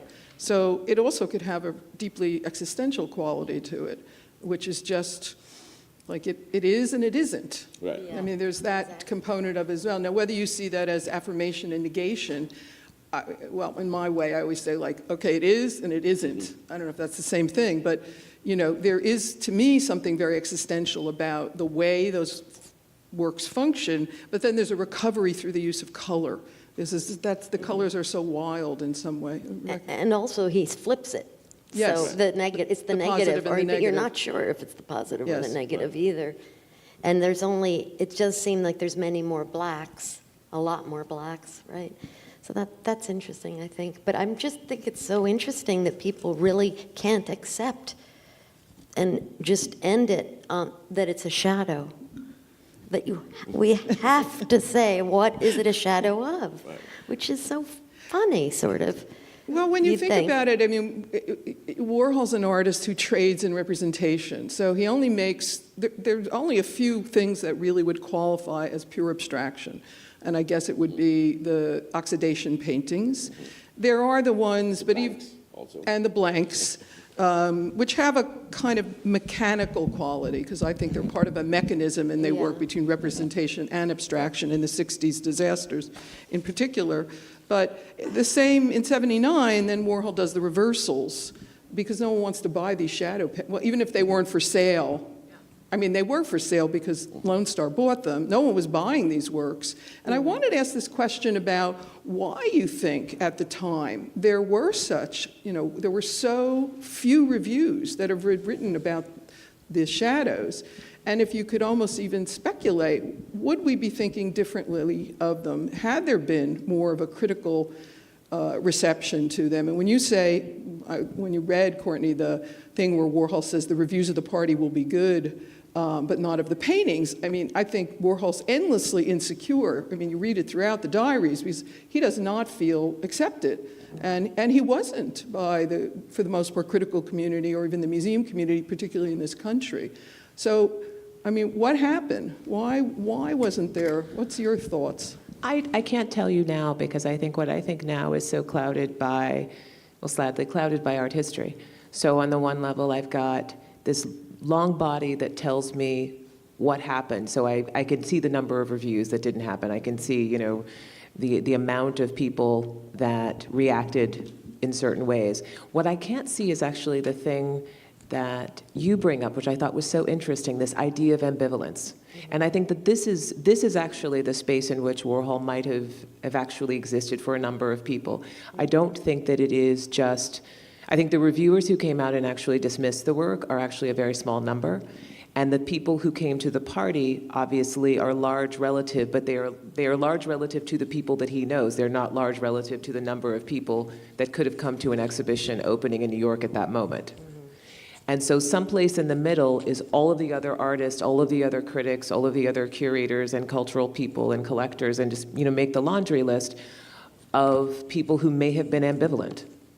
It is hard for me not to think that ambivalence is somehow resting on the person or the assumed persona of Warhol. So did people even come to see the work to decide whether they liked it or not because they already assumed that they knew what Warhol would do, because they knew Warhol from the early 60s? Did a good number, I would love to know the difference between the number of people who came to Holly Solomon's show versus who came across the street to Shadows, and if they did so, how did they traverse the two parts of the street? Was it going to see what else was happening, and was it like the other, and then vice versa? And I think maybe Neil, there he is, may have a sense of that, having been at Solomon's gallery at the time, across the street, exactly. So is there, I think maybe one of the things that I have felt so strongly about thinking about this work now is that all of the people who have seen it in the last 10 years would not have held so tightly to the idea of the Warhol persona and the expectation of what Warhol would be. So now they can see the Shadows as painting and decide if they like it or not. I really wonder what he had seen at Heiner Friedrich before he made the paintings. what he'd seen work-wise or what he'd seen Yeah, space-wise? like, wasn't there kind of sort of new at that moment minimalism, and with like Carl Andre and kind of Flavin and those artists? I mean, maybe it really was responding very directly to that kind of that Well, time. but there is that those artists. trajectory when you begin, I mean, and we try to do that in the exhibition by showing the photographs from the studio still lives, and I really have to give a shout out to Neil, who really pointed us in that direction when Warhol, with A to B and Back Again, wants to publicize his book. They begin really from him having Ronnie Ronnie Cutrone take photographs, and then increasingly more you have now this may be a pictorial device where he returns back to some of the things he did in the early 60s with Wolowicz's photographs, and the shadow becomes more and more prominent. I think the Hammer and Sickle series is a really important and often maybe overlooked series in that way. And, we were talking last night when panels got together and someone asked me, well, what would you have done in the show if you'd had a little more room? And I would have had a room of Hammer and Sickles, because they, in a way, almost anticipate aspects of the shadows. They dramatize it already. They really dramatize it. So I think it's important to sort of see the trajectory. And just to get back to something, Rebecca, you said, I mean, it's getting to abstraction through representation. Yeah, definitely, yeah. It's the most radical kind of abstraction, really. It's maybe concrete. I mean, it's enacting its own abstraction through this, Right. the structure that's all around it. Do we accept them as abstractions? Well, Yes. I think one of the reasons why they were not accepted at the time was that people had just acquired some type of affinity and reception for Warhol as the pop artist, right? That was a fully established iconography that was totally embraced by that time. So for him to go out and negate all of this all of a sudden, which is, of course, a radical process of negation, and leave us with this absolute refusal to continue, which he does in the reversals as well. And I was personally struck by the last room of the exhibition, that white monochrome Mona Lisa painting, which I've always looked at with great distance. I'd always thought late wall does not interest me that much, and now I came out of that show and I thought, I've never understood this. And now I see what an extraordinary process in his own work was to perpetually negate the own reception of his work and start all over again, right? And this violation of a reception process and not being fixed as a pop artist. And I think your point is quite well taken. Was he in dialogue with minimalism? He probably was. Heiner Friedrich represented That's what I thought, yeah. Flavin, for example, in a major way, right? So Yeah. he clearly was confronted with that. But I don't think he's doing minimalism. I think he's even challenging that model as well. So that is very important for us to recognize. I think whether or not he has a relationship to minimalism, he definitely has a relationship to Friedrich, but his relationship to Friedrich is also a European one, which goes back to Donna's sense of who he was in Europe is not who he was in America. So in some ways, Heiner's might have been the place to experiment, even in New York, because it was already the place of success in Europe. So there was going to be no real sort of possibility of failure, in a sense. It was already a safe launching pad.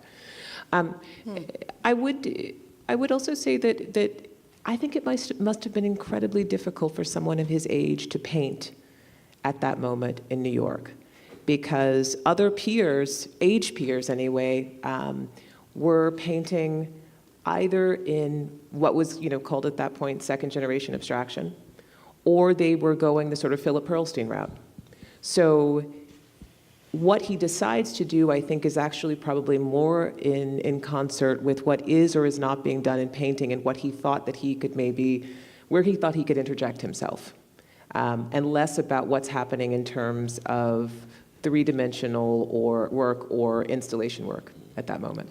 So this idea of painting and then the negation of it, I mean, is it possible to see instead a kind of redefinition of expressivity within them?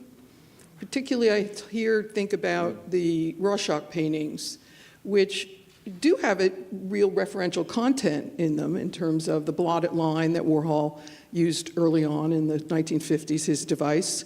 They look like abstractions, and I'm sure that wasn't lost on him. But is it possible to imagine that the choice, even in using the image of the Mona Lisa, yes, it's it's pragmatic because Warhol, I'm sure, thought these might sell. And in fact, Fred Hughes confirms that, I think, in one of the, I always look at Neil when I'm not certain, or Mark, or, sorry. But I think there was a discussion that, the works weren't selling, and so by putting in, because he does Mao, he does many of the earlier images. So is it possible to imagine that the use of Mona Lisa, the use of the Rorschach, or even that late camouflage Last Supper, have content that actually has meaning to him? I mean, at least on a biographical level. So is it possible to imagine that we're dealing with a new idea of expressivity?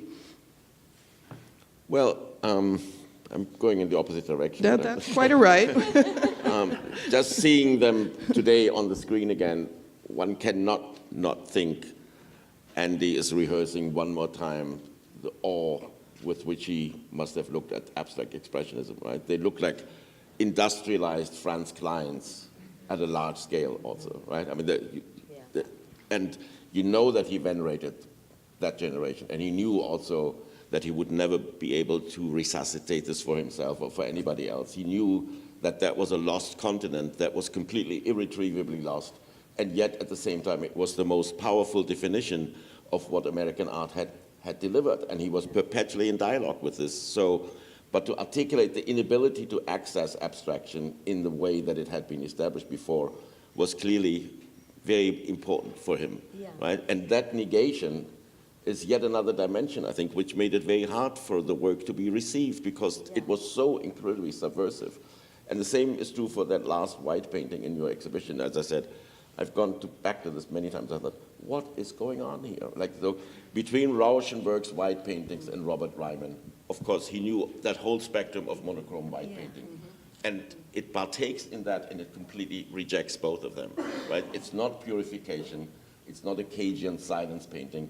It's not an epistemological, positivist, analytic approach to what painting ultimately is. It's a double negation of all of those strategies that painting in monochrome white had performed. And to reach that point, perpetually breathtaking for Warhol, to put you in a position where you say, this is not possible, this is not possible, this is not possible. I negate all of this because I'm positioning myself in a different historical location. That makes it so difficult and so irresistible to look at him, to look at his work, right? So you could also say that it's doing, those other artists are saying this is not possible, this is not possible, and he says, oh yes, it's possible and it's there for everybody to see clear as day. And I just do these little maneuvers and I lock it into a real competition with those other artists. So that would be the corrupt version, whereas mine is the purest version. Donna, may I ask you a question? I've been thinking a lot about your title for this show. Yes. And I'm wondering if you're arguing for a reperiodization in general. Something called the afterpop. And in doing so, are we supposed to understand, or maybe is it implied, that Warhol is the space from which this starts? So the person that we most associate in America with pop is also the place in which, the person in whom we will find the place to understand what a post-pop could be and what that might be structured like as a style or an aesthetic. Yes. Well, yes, I think so. I mean, I think that Warhol certainly speaks to subsequent generations of artists. I mean, Rebecca, your beautiful paper, just even in terms of acknowledging his influence on your work, I mean, I do think that because Warhol died when he died, we didn't have the opportunity, to see where he was going to go. But, then you have Albert Olin and you have Chris, well, there's so many painters that come on the scene whose work is, in some ways indebted to Warhol. One of the things that I was really struck by is that, of course, there's the moment with Basquiat and, in an interview with Emile D'Antonio, which Jay Dandy, who's in the audience, is the only person I know who would drive to Madison, Wisconsin, to sit and listen to a tape no one's probably listened to since D'Antonio died. and to really recover this dialogue. And one of the really salient points was he says that the 80s is just like the 60s. So for Warhol's out of sync with what's going on. And he makes comments about, why am I not in the Whitney Biennial? And he looks at the artists of like Barbara Kruger. He mentions these artists that on some level he feels a kinship. And let's not forget that series, which is not in this exhibition, which was just as a decision, is the Art After Art group. I mean, I'm not a huge fan of those works, but I think they have a role, the De Chirico paintings, and there's one Matisse, and he's sort of in a conversation, I think, with a subsequent generation, but he cannot shed, as you rightly say, the memory of the 50s. That's when he comes, to New York. So he's always worried, am I getting too arty? That there's some sense of not getting the respect. So maybe it's a bit of both, and we're still figuring it out. That's what I would say, is that we haven't yet figured it out to some extent. Courtney, I almost agree with everything you said, even though we had totally different points. But there's one point of difference that I want to emphasize. I don't think it's possible to equate Agnes Martin and Andy Warhol. I don't either. Oh, but did you say that? No, I said it's the moment at which you can compare and contrast. Okay. So you're reviewing. So you get to, we have no labels. In Beacon, we have no, we give you no didactics other than the name of the person. Okay. And so you come there, and maybe you don't know Warhol, and maybe you miss the small type that said his name, and so you come there and you just see painting, and then you go to another room and you just see painting, and then you start to think, oh, those were two interesting bodies of paintings that I saw, as opposed to Martin and Warhol and Flavin would never be mentioned in the same sentence in any other context. Yeah. And yet they are largely peers. Age-wise. Yeah, because Warhol's nihilism is really incomparable, right? And that I think you have to really recognize. I mean, it's a form of nihilism, philosophical, theoretical, aesthetic nihilism that is not shared, not even by Jasper Johns. Don't forget, though, it's fun, his work. And it's communicable. I mean, maybe it's not. Well, who said nihilism is not fun? I know. There is diamond dust and things like that. Well, I was fascinated, of course, by the reference to Barnett Newman and that cycle of painting. And my colleague, Mark Lacanaude's done extraordinary work on the disco paintings as well. We've had a lot of discussions back and forth. And one of the, and I think that Newman liked Warhol, unlike Rothko apparently did not like Warhol. But when I interviewed Warhol in '86, I, asked him about, well, what studios did he go to? And, he said something about going to the studio of Ed Reinhardt.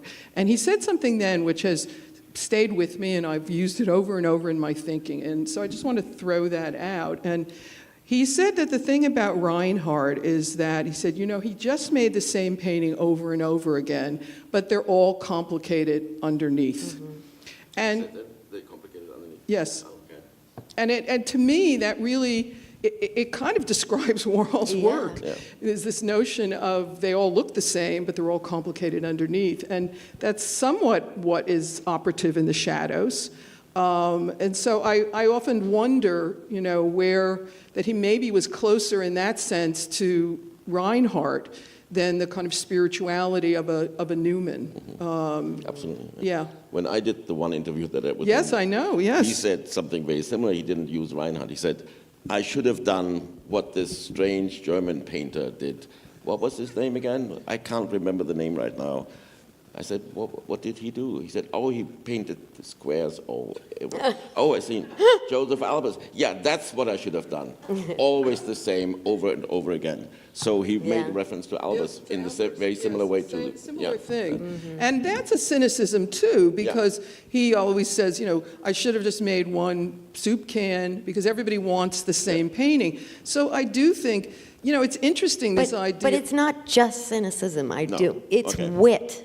It's wit, absolutely. And that's different. You also said in the same conversation after Albers, he said, or what Morandi did. He often Yes. referred to Morandi, Yes. which is, I mean, it's a pretty broad spread, right, from Morandi down. I don't know, but I see a show, Morandi, Albers, Reinhardt, throw a few in there that way. Yeah. It's not cynicism alone, but it's also It's cynicism. Wit. Which is, you Yeah. know, cuts. Yeah. But it's funny, incredibly funny, Yeah. too. You can't forget that. Well, how people are always funny trying to he figure is. out what it is Warhol means. And I think his words in many ways, and that's why we love the philosophy book, Yeah. because I've always thought of him as the Mark Twain of his time, because they are very, what he says is usually very true, Yeah. but then there's humor within it. I mean, he's very self-deprecating. Even the comment about, the reviews of the party will be good, but not of the paintings. So there is this kind of disconnect also between him and his work. Maybe that's the negation you're also getting at. In terms of his own, this is where we get into the sort of biography and persona of Warhol and how he related to his own work. But he loved to paint. He seemed to enjoy doing it. So what does that mean? What do we do with that in a sense? Well, it's the signifier of being an artist. I mean, it's ground zero of if you're an artist, you paint kind of a thing. But I really do believe he was a filmmaker. Like, that was the goal, the sort of thing that structured his ideas about painting, anyway. You said that today, that you think Yeah. the most important work is the film. Yeah, You and really that, believe that, his strategies in painting are in direct response to that relationship and that maybe vanishing point. Okay. Yeah. Well, there is a lot of abstraction in the movies.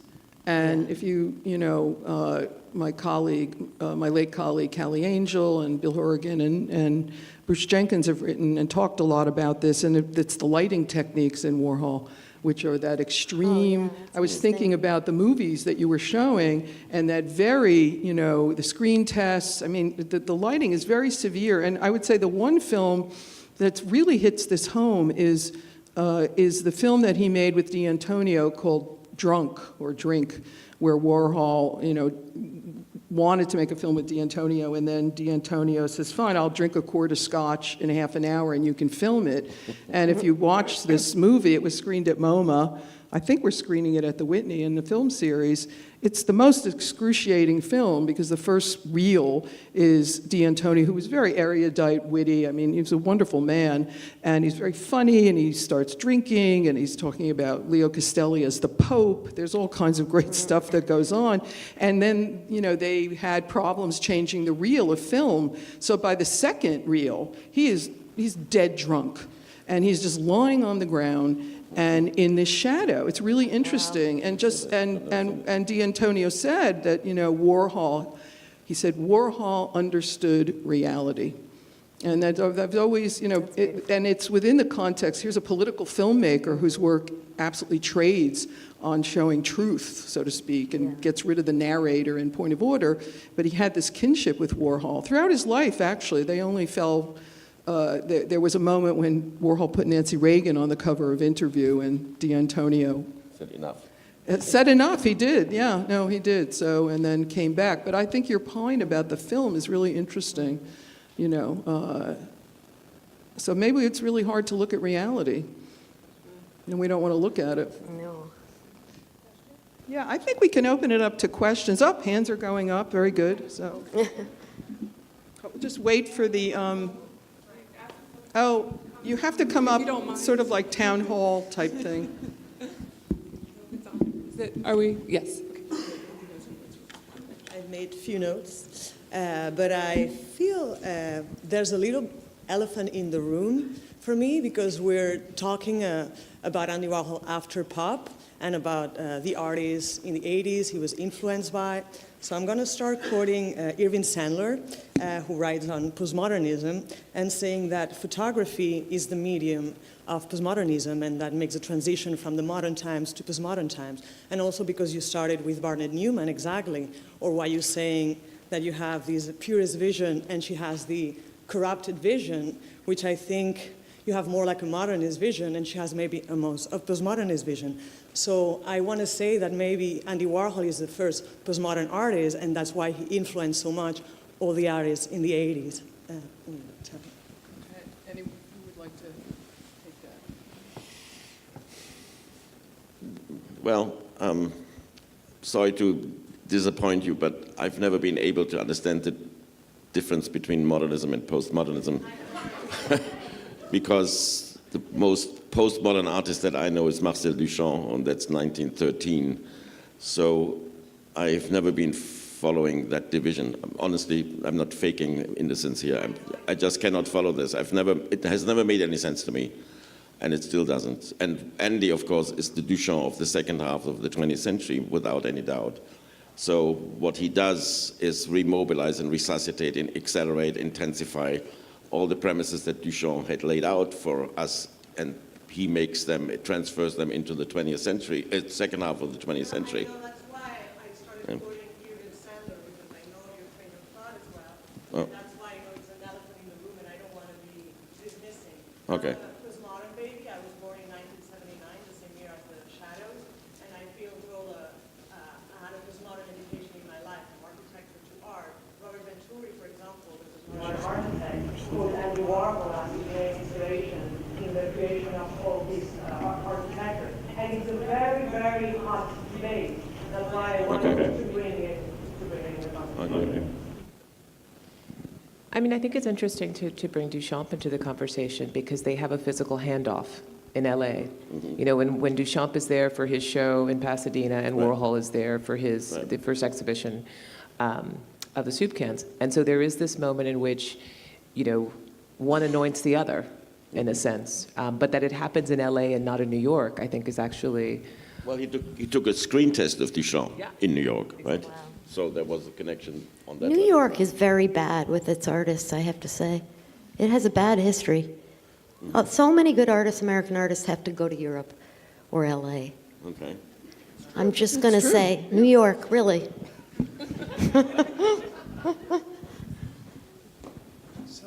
Thank you for it. That was really eye-opening in different ways, the panel. But I wanted to start with something. Is it okay if I call you Rebecca, or do you prefer R.H.? No, Rebecca, yeah. Okay. That Rebecca said about prohibition on liking Warhol, or just even thinking about him seriously, which came from your parents, but also as artists. So this parental and artistic or creative and prohibition, and then your own ambivalence about a kind of necessary inheritance of him. So that laid the grounds for your stakes, but I was sort of curious about the scholars and curators' stakes in working on Warhol because, and this is with my own understanding of Benjamin's work in mind, which is, but I think it could be applicable. I think one reason why Warhol might not have fit into the Whitney Biennial when it was doing the pictures generation is because he wasn't understood as critical of popular culture in the way they were. And the way in which he doesn't seem to fit into the kind of perhaps model of abstraction that one likes is that is resistant to the easiness of late capitalist commercial, culture and sort of instant gratification and ready-made meanings. So, and I guess what I want to know is how can we embrace or at least take Warhol seriously without making him a version of a critical modernist artist or someone who is subverting capitalism? It seems to me that's the furthest thing from Warhol's mind, is any subversion of capitalism. And maybe what's radical is the different ways in which he responds to and forces us to sort of look at the promises of capitalism. So anyway, that's my question, is the stakes for everybody of still working on Warhol without trying to make him into what maybe we think art should really be. Wait, Richard, could you just go back and give one example of what you think is how he is a capitalist in terms of his art making? Just so that we have a place to start from. Well, I think if you read, one of the things he said was, someone asked him what makes a good work of art, and he said one that sells, and in 1962, I believe, if that's the right date, his friend Muriel Lathaus, he always was asking people, what should I paint? Already that's, the fact that I think he really did not have an idea of what to paint next. And so he would get ideas from other people. So he said to this friend of his, what should I paint? She said, I'm not going to tell you what to paint what you love. And that's when he started painting money. So that's the story he told. So I think those are embraces of not just capitalism, but also the idea that one's reason for being is in part to acquire wealth and think for him also celebrity. I don't think of those as bad things. I mean, I think it would be hard for anyone with a job. Anyway, that's another issue. But that's what I mean by, I think painting money when it doesn't seem to me, he also then did say, oh, most people, they don't really want a work of mine on the wall, they just want something that's worth, I can't remember what he said, $20,000, they should just put $20,000 on the wall. You know, and I think there is a really interesting complexity to Warhol's understanding It's like he of mirrors money. it. He mirrors Yes. the reality so closely in such a radical way, Yeah, but really, is that always and funny. critical? Is that always critical to be a mirror of capitalism and pleasure? Well, I do think it's like it's evolving in time now. It's as if we didn't even really see him before, Yeah. because the way this show is so important in that way to look at him again, actually. I was thinking when I first heard it was going to go, I was like, Trump and Warhol? Oh no, it's going to be a disaster. But then it's not that at all. It actually feels in opposition. But so then maybe there is the danger of cleaning him up in a way. And I've always thought also one of the really interesting things with Warhol is the notion of class. yeah. Because I think that, you know, you can't kind of separate out this sense of him as the insider-outsider, right? He's a gay kid. He's from a really, like, quintessential working class family. His father works in a coal mine, father dies. You know, he earns this living as a commercial artist, but he challenges the notion of what an artist could be, right? So he punctures this idea of the romantic artist who's going to live with no money and dresses in a suit, which, of course, Barnett Newman and most of those characters did. And, you know, on some level, it's like, well, I have to make a living. And he's honest about that. So, you know, one of my great friends, Barbara Kruger, has always said to me, and she has a great piece in the catalog that we reprinted, Contempt and Adoration, because she says, you know, Donna, you're the only person who can humanize Warhol. And I've never decided if that's a compliment or what. But I do think on some level that, you know, there's this body of work that's incredibly innovative. And then we get into this question of, okay, well, I'm not certain if it's a critique. I mean, I think there's a level of ambivalence. I mean, now we're talking about intention here. And I've always felt one of the great things of Warhol's work is this open-endedness that he leaves in the work, and that, you know, the projection, then it's like on the individual. So maybe it's, okay, your position then, your critical position with it. He puts it out there, because he is a populist too, but he's a populist that constructs images that are unbelievably complex, and I think have a level of criticality within them. You certainly see that in the earlier work. That's why I think that 50s work and into the 60s is really, you know, there's misogyny there too. There's a lot of things going on. But I do think he's very American. He's not European in that way. So you can't, to discuss him in the context of certain notions of European modernism don't fly. I think he's like so distinctly American in his preoccupations. And, you know, I mean, what do we do with Jeff Koons? This is an ongoing discussion. There's certain artists or Murakami, or, you know, any number of artists that got to do things Warhol would have only dreamed of, probably. I don't know what he would have been doing, but Warhol land would have opened. It would be in Pittsburgh.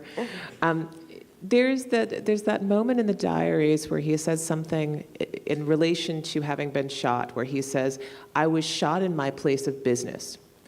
And that has always really struck me as this incredibly odd thing to say, because he wasn't shot in his place of business, he was shot in his body. And, you know, there is, of course, obviously the double meaning. He was shot while he was in, you know, at work and doing something else. So yes, was he shot in his place of business, of course, but is in fact, someone who was remorseful about the fact that they had been harmed would have talked about their own personal response, the pain of it, the shock of it, the danger, all of those things, and yet he reduces it and pushes it away from himself. And I think that maybe that's part of the problem here. I think you got to this point about wit. He's incredibly funny. He's an amazing prose writer. And yet we somehow want to transfer all of that great writing back onto the work itself. I think they're totally separate things. And I think that, if we had more, I'm thinking about other people who also wrote. So, you look at someone like Reinhardt, who is making graphic work and also writing cartoons. Exactly. I wonder if you read those. Exactly. And so is he following a kind of tradition, both of the immediate past, but also his present? Judd writes too, so another, near contemporary is also writing. And yet we don't necessarily fold, until very recently, Reinhardt's writing back on his work, right? So can we see, that's why I ask you for examples. Can we see something like the things that he's saying that seem to relate to the paintings or seem to relate to other work as actually being totally separate from, and a way to deflect from actually having to talk about the work itself?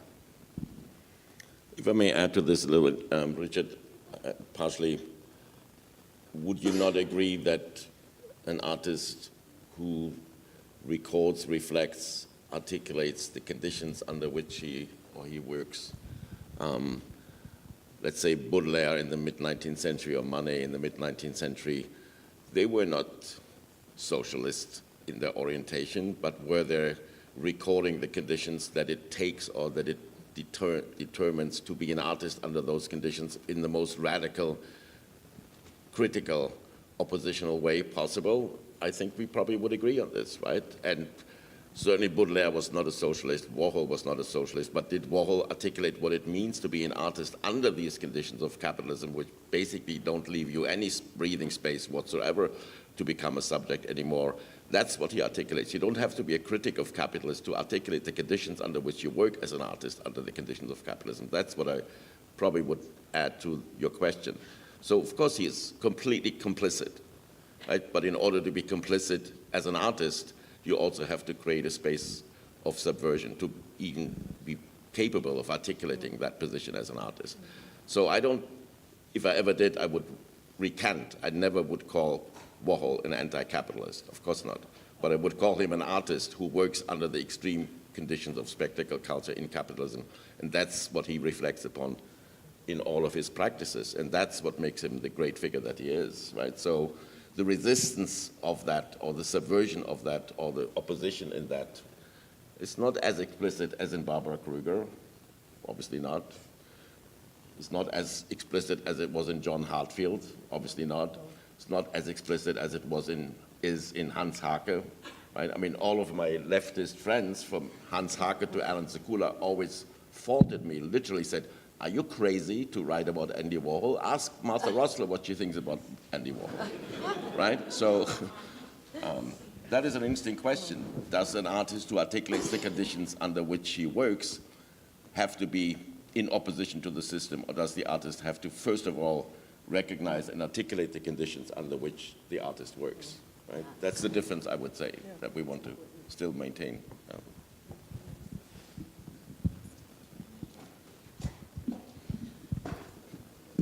Thank you all for such an insightful conversation and your comments. I have been thinking about this, and I've had conversations with Donna about the shadows as kind of paintings about nothing. And it seems to me only a painting about nothing or of kind of nothing could hold such contradictory conclusions that both Courtney and Benjamin came to, but also, of course, that kind of deep ambivalence that you, Rebecca, mentioned. And those of us who have kind of studied Warhol's words as part of his holistic project, as Donna has mentioned, know that one of his favorite adjectives to use when sort of confronting these very hard to pin down ideas such as sex or death or money is abstract. It's just too abstract. And I wonder if that sheds kind of any light, or if we're sort of skirting around this and not quite touching on this idea of the shadows as this kind of abstract nothingness. And if you have any comments to say about that. Wonderful. Yeah. I like that you called the shadows a flame. Didn't you say that? I just really Which I thought totally that's a agree good with. That's word. just like once more these extreme oppositions, right? You see them. Yeah. You don't know what this is. It's supposed to be a shadow, but it comes across as a flaming light of sorts, Yeah. right? Which is Like a torch. Yeah. So I'm not sure if that doesn't answer your question. Sorry. But I think what's interesting is you bring up this question of reality.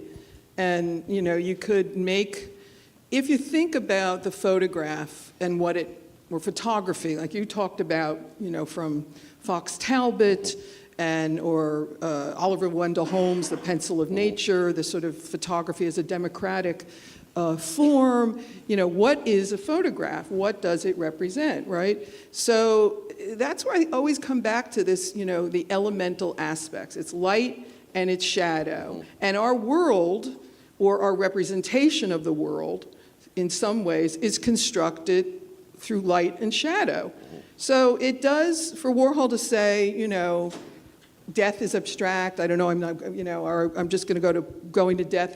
Dying is like you're going to Bloomingdale's. He always has these, these wonderful ways of summarizing it. But in a sense, it's really this, almost fear of the reality of things, and that the nothingness. That's why I was saying, are they really existential in some way? Because they're the result of these experiments, and he absolutely knows what he's doing to have the positive and the negative. I mean, they're totally constructed, so this is not something that it has to be thought through and made in this way, or even the idea of repeating the image over and over again, like the sunsets, which are so beautiful, the 672 prints, and each one is different, right? So on one level, he's exhausted the image, but not, because of his capacity to come up with all these permutations.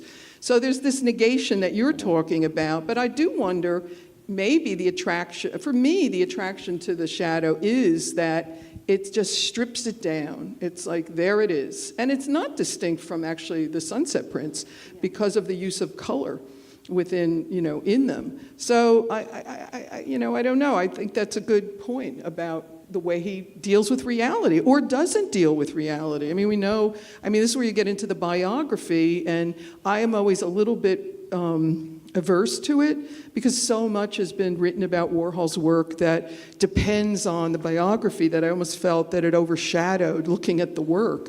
But, when his mother dies, he doesn't go to Pittsburgh to her funeral. I mean, there are, throughout, there's this, whatever this distance is on a personal level. Now, whether you want to say that's, the conditions of capitalism, is it the conditions of his working class background, conditions of his being gay, it's his life circumstances all seem to come. But now the question is, what do these paintings mean for the generations that come, who don't know the myth of Warhol? They don't know all this stuff, and they don't know the man in the funny wig, and now they have to create anew, to a certain extent, a history that may or may not go back to Baudelaire, only because there are people out there who don't know who Baudelaire is, I'm sad to say. But you know what I'm saying. Things have moved forward now, and that to me is what Rebecca did wonderfully today, in a way. Yes. The new Warhol of the new Warhol. generation. Yeah, I thought so. I mean, the flaming like, shadows. It's like he's a law, I think, as opposed to ideas or a technique or a system. It's like a law somehow, what he did. would you say that about Duchamp as well? No. Oh, interesting. What was that? Sorry. I asked her whether Duchamp was a law as well, and she said no. Uh-oh, no, it's getting contentious up here now. Wait a minute. I just wanted to introduce one other term, because I think in response to Courtney's saying about the interpolation of the biography, the extent to which that's just, you're all saying that. And Benjamin speaking to, and Rebecca speaking to the mirror, or, the Manet Baudelarian thing. An artist whom I'm a little bit reluctant to name just because he's controversial himself, suggested that the most radical thing he saw in Warhol, this is a contemporary artist, was the introduction of the vantage of indifference. And I wanted to sort of introduce that as a position, a mirror that's incredibly acute, a great ear, a great eye, a great social fingertip, but a refusal to judge in the work, so that, as a way to separate the person and the way they live their life and their values and what they can deal with and what they can't deal with what they can picture. And then I just wanted to say one other thing to, Donna had mentioned a comment that Adam Pendleton that Jay-Z said about the blank, the look away, because I thought that tied to Rebecca's comment about the screenshot over the photo because it suggests the before and the after, and the Jay-Z comment introduces so much more. You know, the idea that the blank next to the race riot, for example, you can look at it or you can look away. I just thought indifference and then options. So I have to say with the Jay-Z thing, because it sounds like, you know, and I didn't, whatever. I didn't Instagram it. Someone put it on Instagram, just so everybody knows, whatever. In our role, we give, you know, tours to various individuals. And I did do Bill and Melinda Gates, so I thought that was a redemptive thing. But I always encourage people to give more money away, but that's my own whatever. But I did do a tour for Jay-Z, and we were standing in front of the race riot picture, and, you know, a little crowd had started to gather, and there was a woman who asked me what, she didn't understand the blank panel, like, why is it there, what does it do? And he just immediately said, well, you can look, or you can look away. And it was really beautiful. It just stuck with me because I just thought, yeah, exactly. You want to look or you can look away. And within that, you had this whole social dynamic. You had a pictorial dynamic, but you also had an expression of a social condition. And I just thought, whoa, that's so, to me, so it's interesting to have these new generations, younger, who see Warhol and respond to the, you know, images that are part of our American history in that way. So that was the comment. But I think indifference is a really interesting, which is different than ambivalence, because it's a position to be indifferent. One of the first essays written by an American art historian in the late 1960s was actually called The Aesthetics of Indifference, and it was an essay on Duchamp reception at that time. So you're right on target with that comment. Just to go back to this wonderful Jay-Z quote, which I had never heard about. But of course, that is very accurate because it's true for the car crashes just as much, right? Because the scopic fixation and the violence with which we follow our scopic fixation is both practiced and negated by Warhol in those paintings, right? You can look and you can look away, or you can represent and you can negate the representation. Absolutely. That's what makes him so utterly extraordinary, that he absolutely focuses in our scopic world and then negates it, right? In the very same moment. Yeah. He's also replicating, I think, how those works were actually consumed by most people. If you saw them in Life magazine, you could have turned the page very easily. Or you didn't ever let the page fall to that section, because the rest of Life magazine wasn't devoted to, you know, what had happened in Birmingham. I think we're going to wrap it up. So I really want to thank my distinguished colleagues, panelists, for an extraordinary conversation.